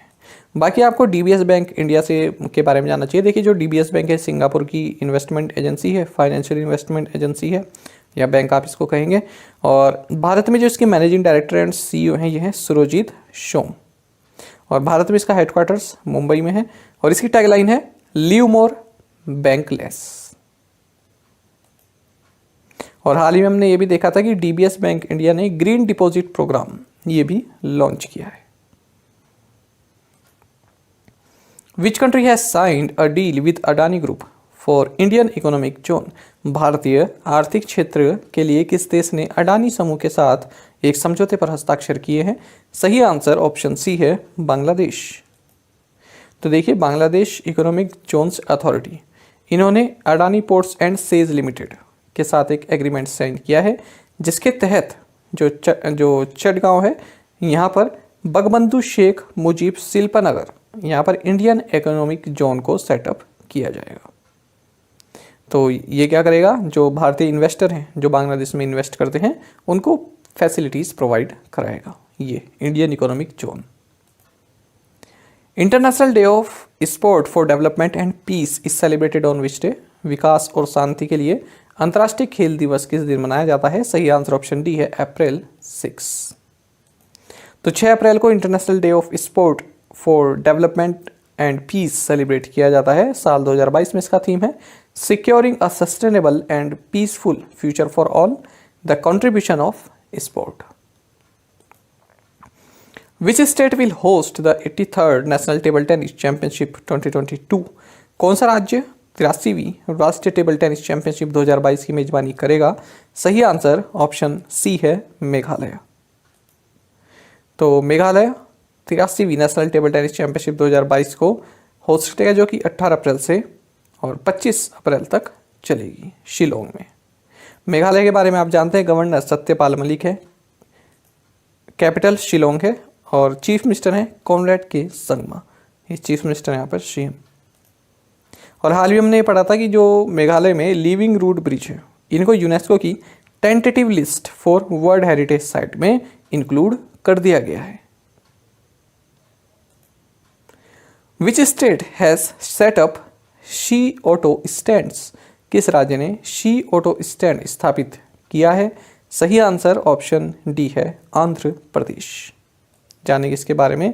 तो देखिए, जो महिलाएं हैं, जो लड़कियां हैं, उनको सेफ ट्रांसपोर्ट प्रोवाइड कराने के लिए आंध्र प्रदेश की तिरुपति पुलिस ने शी ऑटो स्टैंड्स, जो कि अपनी तरह के पहले स्टैंड्स हैं राज्य में, इससे पहले कभी नहीं थे इस तरह के, इन्हें सेटअप किया है। तो आरटीसी बस स्टैंड, महिला यूनिवर्सिटी और रुइया हॉस्पिटल, यहाँ पर इन स्टैंड्स को जो है तिरुपति पुलिस ने जो है सेटअप किया है। तो यह किस तरह के स्टैंड है? यहाँ पर केवल जो महिला चालक होंगी, है ना, और उन्हीं के लिए महिला चालक जो है वो उनके ऑटो रहेंगे और महिलाएं जो है डायरेक्ट वहाँ से अपनी जो है गंतव्य स्थान तक जा सकती हैं, वहीं से हायर कर सकती हैं उनको ऑटो लेना हो। पहले क्या रहता था कि जो मेल ऑटो हैं वो भी वहीं खड़े हैं, फीमेल ऑटो भी वहीं खड़े हैं। तो अब क्या हो गया, बिल्कुल एक अलग स्टैंड बना दिए गए हैं फीमेल ऑटोज़ के लिए। Which general insurer launched Vault an industry first digitally enabled rewards programme? पूछ रहे हैं कि किस सामान्य बीमाकर्ता ने वॉल्ट, एक डिजिटली सक्षम रिवॉर्ड कार्यक्रम लॉन्च किया है? सही आंसर ऑप्शन डी है HDFC एर्गो जनरल इंश्योरेंस।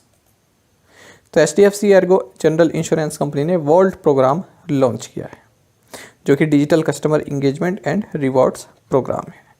तो इस प्रोग्राम के अंतर्गत जिन्होंने भी पॉलिसी ली होगी ऑप्टिमा रिस्टोर हेल्थ इंश्योरेंस के जो कस्टमर हैं उनको इंसेंटिवाइज किया जाएगा, यानी कि अलग अलग तरह के रिवॉर्ड कंपनी द्वारा प्रोवाइड कराए जाएंगे। जैसे किसी ने पॉलिसी ले रखी है, 2 साल से ज़्यादा तक की पॉलिसी ले रखी है, किसी के पास 2 active HDFC Ergo retail policies हैं, है ना, तो उनको जो है इंसेंटिवाइज किया जाएगा।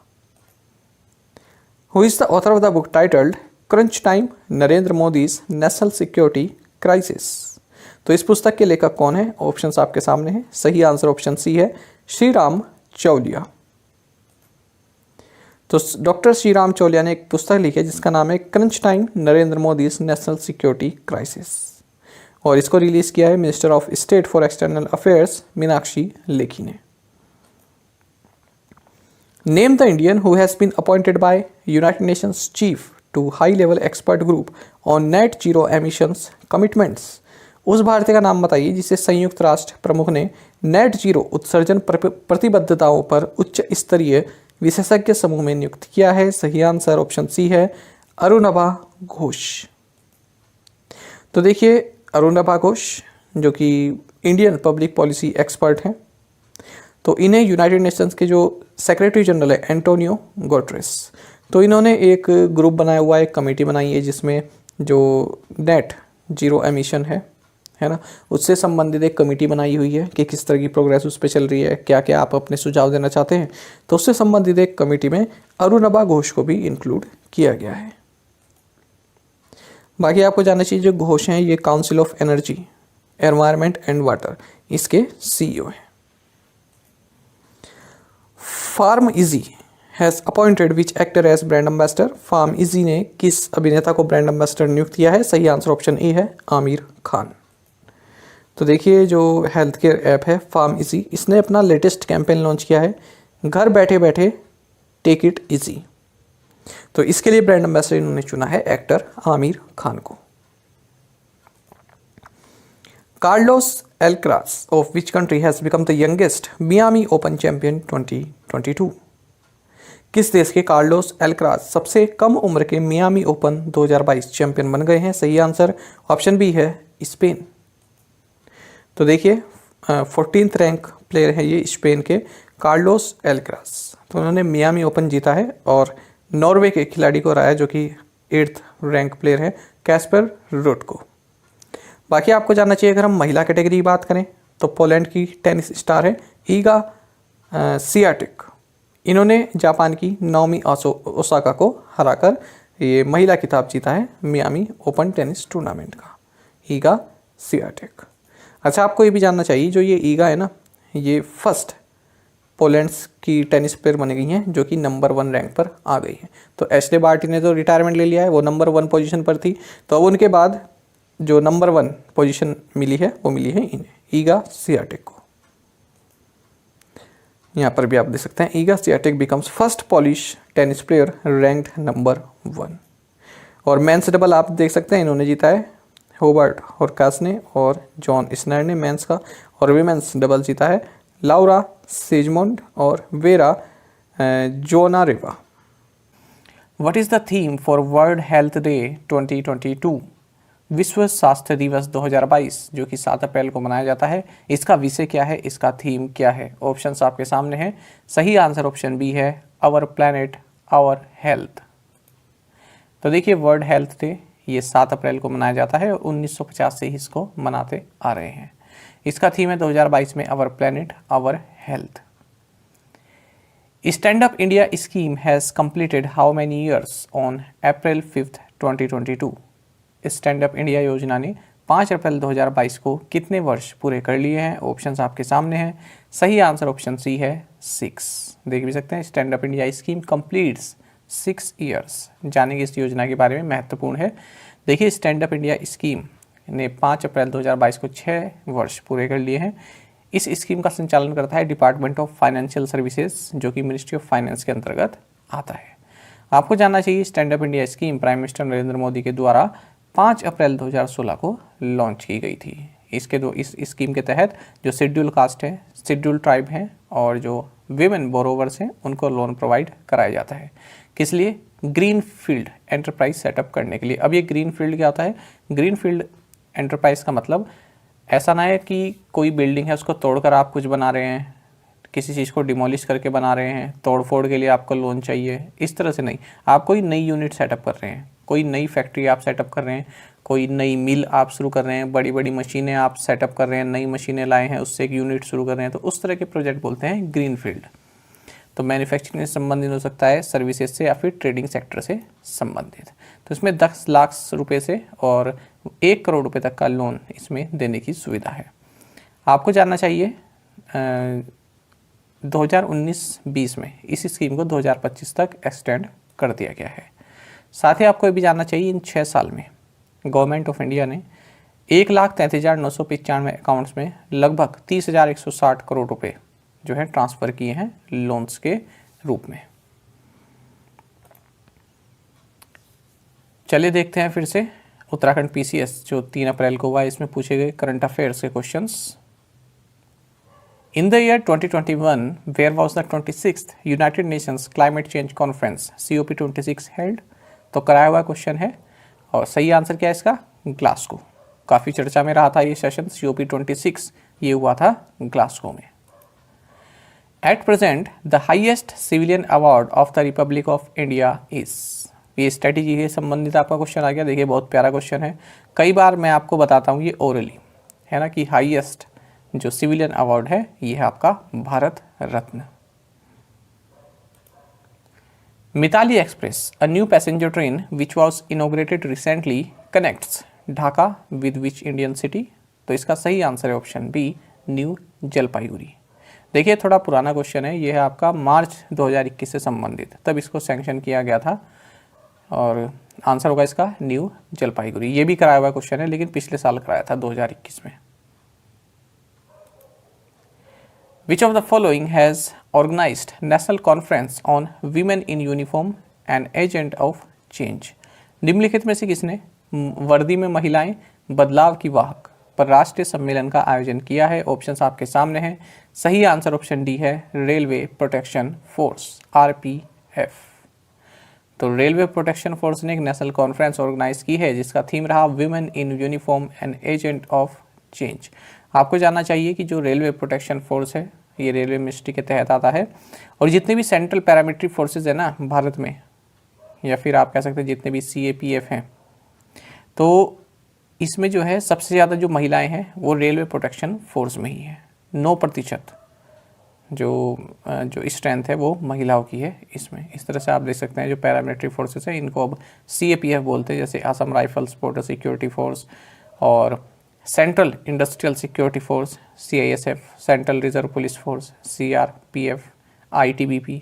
ठीक है, इन सभी में अगर हम देखें तो सबसे ज़्यादा जो महिलाओं की स्ट्रेंथ है वो रेलवे प्रोटेक्शन फोर्स में है, सेंट्रल आर्म्ड पुलिस फोर्सेज इसको बोलते हैं। और जो RPF है रेलवे प्रोटेक्शन फोर्स, इसके डायरेक्टर जनरल हैं संजय चंदेर। हेडक्वार्टर्स न्यू दिल्ली में है। Who has been appointed by the United Nations Human Rights Council as the world's first independent expert for human rights and climate change? संयुक्त राष्ट्र मानवाधिकार परिषद द्वारा मानव अधिकारों और जलवायु परिवर्तन के लिए दुनिया के पहले स्वतंत्र विशेषज्ञ के रूप में किसे नियुक्त किया गया है? ऑप्शंस आपके सामने हैं। सही आंसर ऑप्शन ए है, इयान फ्राई। तो देखिए इयान फ्राई ये जो है वर्ल्ड के फर्स्ट इंडिपेंडेंट एक्सपर्ट बन गए हैं, किसके लिए? Human rights and climate change के लिए। तो 3 साल के लिए इनको नियुक्त किया गया है United Nations human rights council के द्वारा। आपको बता दें 2 देशों की इनके पास राष्ट्रीयता है, ऑस्ट्रेलिया की और तुवालू की। Which bank has signed an MOU with the Border Security Force to offer special benefits through CAPSP scheme? CAPSP योजना के माध्यम से विशेष लाभ प्रदान करने के लिए किस बैंक ने सीमा सुरक्षा बल के साथ समझौता ज्ञापन पर हस्ताक्षर किए हैं? सही आंसर यहाँ पर रहेगा आपका option C, state bank of India. तो स्टेट बैंक ऑफ इंडिया ने एक MOU यानी कि मेमोरेंडम ऑफ अंडरस्टैंडिंग साइन किया है बॉर्डर सिक्योरिटी फोर्स BSF के साथ, जिसके तहत जो भी सर्विंग या फिर रिटायर्ड BSF पर्सनल हैं या उनकी फैमिली पेंशनर्स हैं उनको central armed police salary package scheme के तहत कई तरह के बेनिफिट्स प्रोवाइड कराएगा। हाल ही में हमने देखा कि स्टेट बैंक ऑफ इंडिया ने जो उज्जीवन स्मॉल फाइनेंस बैंक के फॉर्मर CEO हैं नितिन चुग, इनको डिप्टी मैनेजिंग डायरेक्टर नियुक्त किया है। साथ ही हमने SBI के बारे में ये भी जाना था कि स्टेट बैंक ऑफ इंडिया जो है innovation, incubation and acceleration centre IIAC इसको सेटअप करेगा हैदराबाद में। दोनों ही महत्वपूर्ण करंट अफेयर हैं, याद रखिएगा। MCQ फॉर्मेट में भी हमने देखा था। India's merchandise imports in fiscal year 22 hit a record dash billion। वित्त वर्ष 22 में भारत के व्यापारिक आयात ने रिकॉर्ड कितने बिलियन का हिट किया है यानी कि दर्ज किया है? ऑप्शंस आपके सामने हैं। सही आंसर ऑप्शन डी है, 610.2 बिलियन US डॉलर का। चलिए जानते हैं इसके बारे में। तो देखिए फिस्कल ईयर 22 की बात हो रही है। जो मर्चेंडाइज इंपोर्ट है, जो आयात है भारत का, वो 610.2 बिलियन US डॉलर का रहा है और ये बढ़ा है। अगर हम प्रीवियस ईयर से इसकी तुलना करें तो ये बढ़ा है, 54.7% ज़्यादा है ये। तो जो हमारा आयात है वो बढ़ा है, जो हम सामान मंगा रहे हैं वो जो है उसमें वृद्धि देखने के लिए मिली है। तो ये डेटा रिलीज़ किया है कॉमर्स मिनिस्ट्री ने। तो मार्च की ये बात हो रही है, मार्च में रिलीज़ किया है कॉमर्स मिनिस्ट्री ने। साथ ही आपको जानना चाहिए जो भारत का निर्यात है, इंडिया का जो एक्सपोर्ट है ये 418 बिलियन यूएस डॉलर का रहा है, 418 बिलियन यूएस डॉलर का रहा है 2021-22 में। ये भी 2021-22 की बात हो रही है, ये भी 2021-22 की बात हो रही है। और भारत ने सबसे ज़्यादा जो एक्सपोर्ट किया है वो यूएस में किया है, उसके बाद आता है यूएई, फिर चाइना, फिर बांग्लादेश, फिर नीदरलैंड्स। ये वाली लाइन आपके लिए इंपॉर्टेंट है, यूएस को सबसे ज़्यादा हम एक्सपोर्ट करते हैं। आपको जानना चाहिए पहली बार ऐसा हुआ है कि किसी मंथ में, किसी पर्टिकुलर मंथ में जो मर्चेंडाइज एक्सपोर्ट है, जो हमारा निर्यात है, वो 40 बिलियन यूएस डॉलर को पार कर गया है। और ऐसा हुआ है मार्च 2022 के महीने में, जब हमारा जो एक्सपोर्ट रहा ये 40.38 बिलियन यूएस डॉलर का रहा है। आपको जानना चाहिए जो भारत का व्यापार घाटा जो है ये 87.5% तक बढ़ गया है, और ये रहा अब 192.41 बिलियन यूएस डॉलर, किसमें 2021-22 में।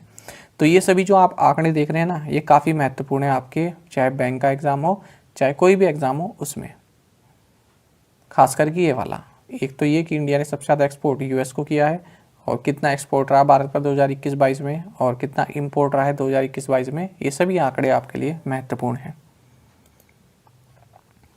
Scientist have discovered ice volcanoes on. वैज्ञानिकों ने कहाँ पर बर्फ के ज्वालामुखियों की खोज की है। ऑप्शंस आपके सामने है, सही आंसर ऑप्शन बी है प्लूटो। तो प्लूटो आप सभी जानते हैं ड्वार्फ प्लैनेट है, और यहाँ पर डोम शेप्ड आइस वोल्केनोस का पता लगा है। और ये डिस्कवरी जो है ये नासा का जो न्यू होरिजन मिशन है इसके तहत की गई है। तो यहाँ पर जो है क्रायो वोल्केनोस पाए गए हैं। देखिए जैसे अर्थ पे जो वोल्केनोस होते हैं वो तो गैस या लावा वगैरह उससे निकलता है, लेकिन यहाँ पर जो प्लूटो पर हमने देखा क्रायो वोल्केनोस, यहाँ पर क्या है, फ्रोजन वाटर है, कई बड़ी मात्रा में जो है आइस है, जो जमा हुआ वाटर है वो है, और इसकी जो कंसिस्टेंसी है जैसे टूथपेस्ट होता है ना, इस तरह की कंसिस्टेंसी है इसकी। तो ये पाया गया है प्लूटो पर। आप यहाँ पर देख भी सकते हैं, unlike earth volcanoes which spew gases and molten rock, the cryovolcanoes on this dwarf planet extrude vast amounts of ice, likely frozen water, rather than some other frozen material with the consistency of toothpaste. अच्छा, spew लिखा है ना यहाँ पर, spew का मतलब क्या होता है, उगलना। अब यहाँ पर हमने गैसेस के लिए भी स्प्यू हो गया, और हम ऐसे भी कह सकते हैं जब कोई जहर उगलता है तब भी कह सकते हैं स्प्यू वेनम। जहर को क्या बोलते हैं, वेनम। जहर उगलना यानी कि स्प्यू वेनम, और यहाँ पर गैस आ गया स्प्यू गैसेस। तो ये भी शब्द आप याद रखिएगा। Who will head the advisory committee for Semicon India. Semicon India की सलाहकार समिति का अध्यक्ष कौन होगा। सही आंसर ऑप्शन डी है अश्विनी वैष्णव।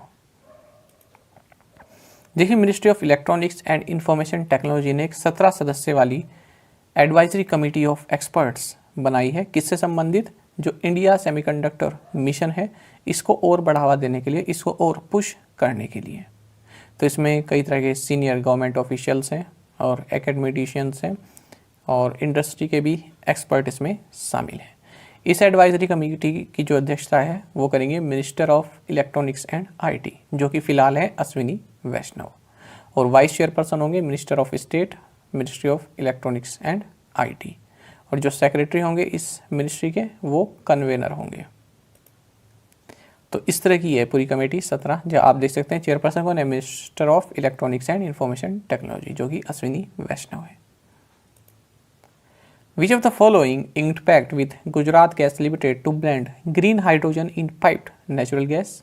पाइप्ड नेचुरल गैस में ग्रीन हाइड्रोजन को मिश्रित करने के लिए गुजरात गैस लिमिटेड के साथ निम्नलिखित में से किसने समझौता किया है। ऑप्शंस आपके सामने है, सही आंसर ऑप्शन ए है एनटीपीसी। तो एनटीपीसी ने एक इनिशिएटिव लिया है जिसके तहत जो गुजरात गैस लिमिटेड का जो पाइप्ड नेचुरल गैस नेटवर्क है इसमें ग्रीन हाइड्रोजन को ब्लेंड किया जाएगा। कहाँ पर, एनटीपीसी कावास में। बाकी आपको जानना चाहिए एनटीपीसी के सीएमडी गुरदीप सिंह है, हेडक्वार्टर्स न्यू दिल्ली है।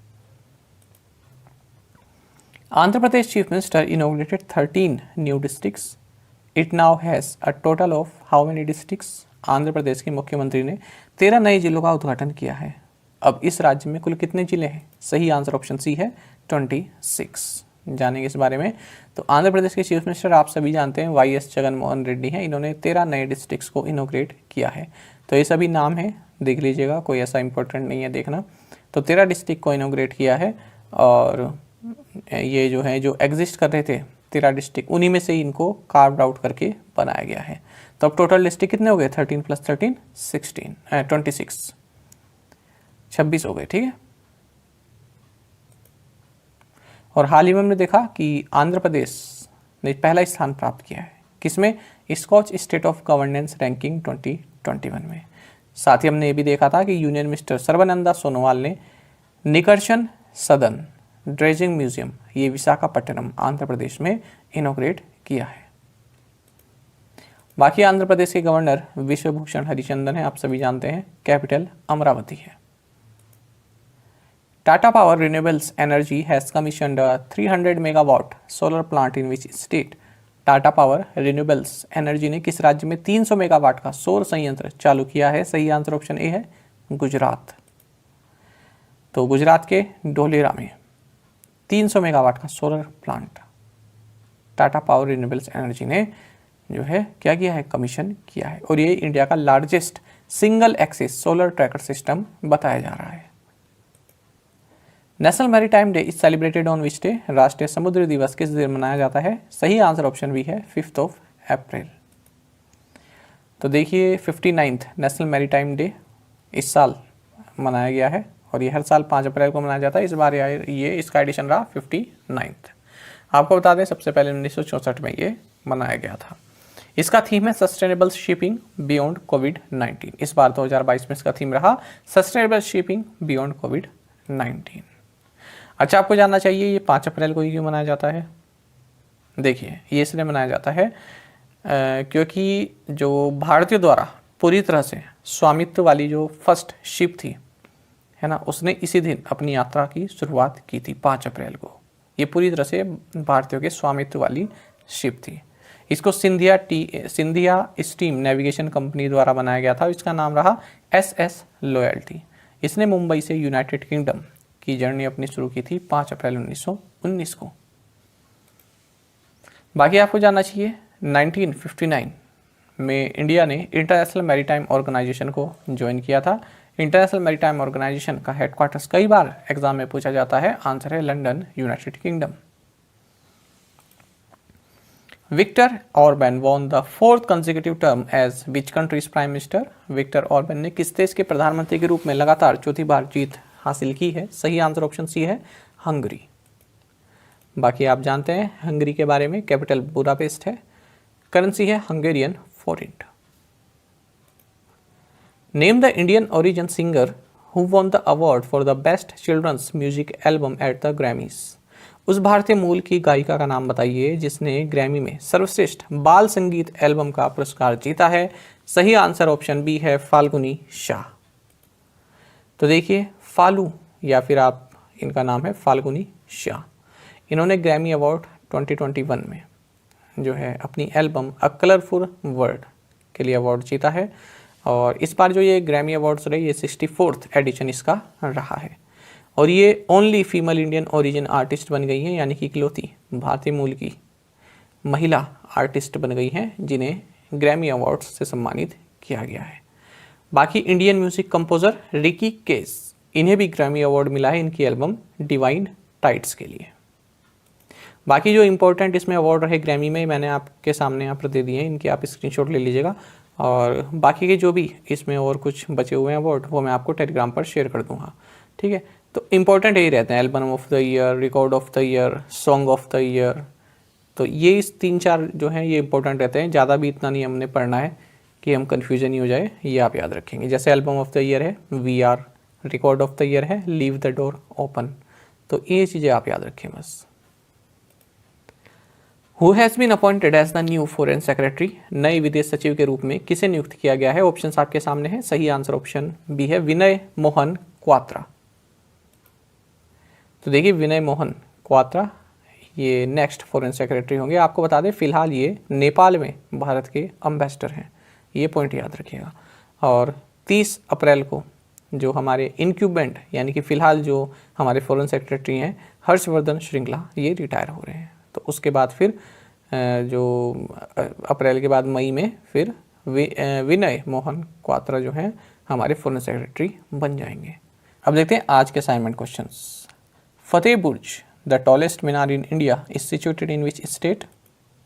International transgender day of visibility is observed on which day? Which bank has issued the world's first wildlife bond, also known as the Rhino Bond, worth $150 million to save rhinos in South Africa? The International Day of Reflection on the 1994 Rwandan Genocide is observed on which day? और fifth question है हमारा, NSC Academy collaborated with which state to provide awareness on financial education and investment for the holistic wellbeing of college students. तो पांचों questions के answer आप हमें comment box में जरूर दीजिएगा। यदि आपको एक क्वेश्चन का आंसर भी आता है तो वो भी आप हमें कमेंट बॉक्स में बता सकते हैं। साथ ही करंट अफेयर्स फंडा को आप टेलीग्राम पर भी ज्वाइन कर सकते हैं। यहाँ पर रेगुलर वीडियो अपडेट्स और करंट क्विज़ हम आप सभी के लिए डालते रहते हैं। साथ ही डिस्कशन ग्रुप में आप किसी भी क्वेश्चन का सोल्यूशन पा सकते हैं। दोस्तों, यहाँ पर हमारे करंट अफेयर्स की प्लेलिस्ट दी गई है, इसको आप जरूर देखें और अपने दोस्तों के साथ, फेलो एस्पिरेंट के साथ हमारे करंट अफेयर्स को शेयर जरूर करें। आज का ये सेशन आपको कैसा लगा कमेंट बॉक्स में जरूर बताइएगा। Thank you guys.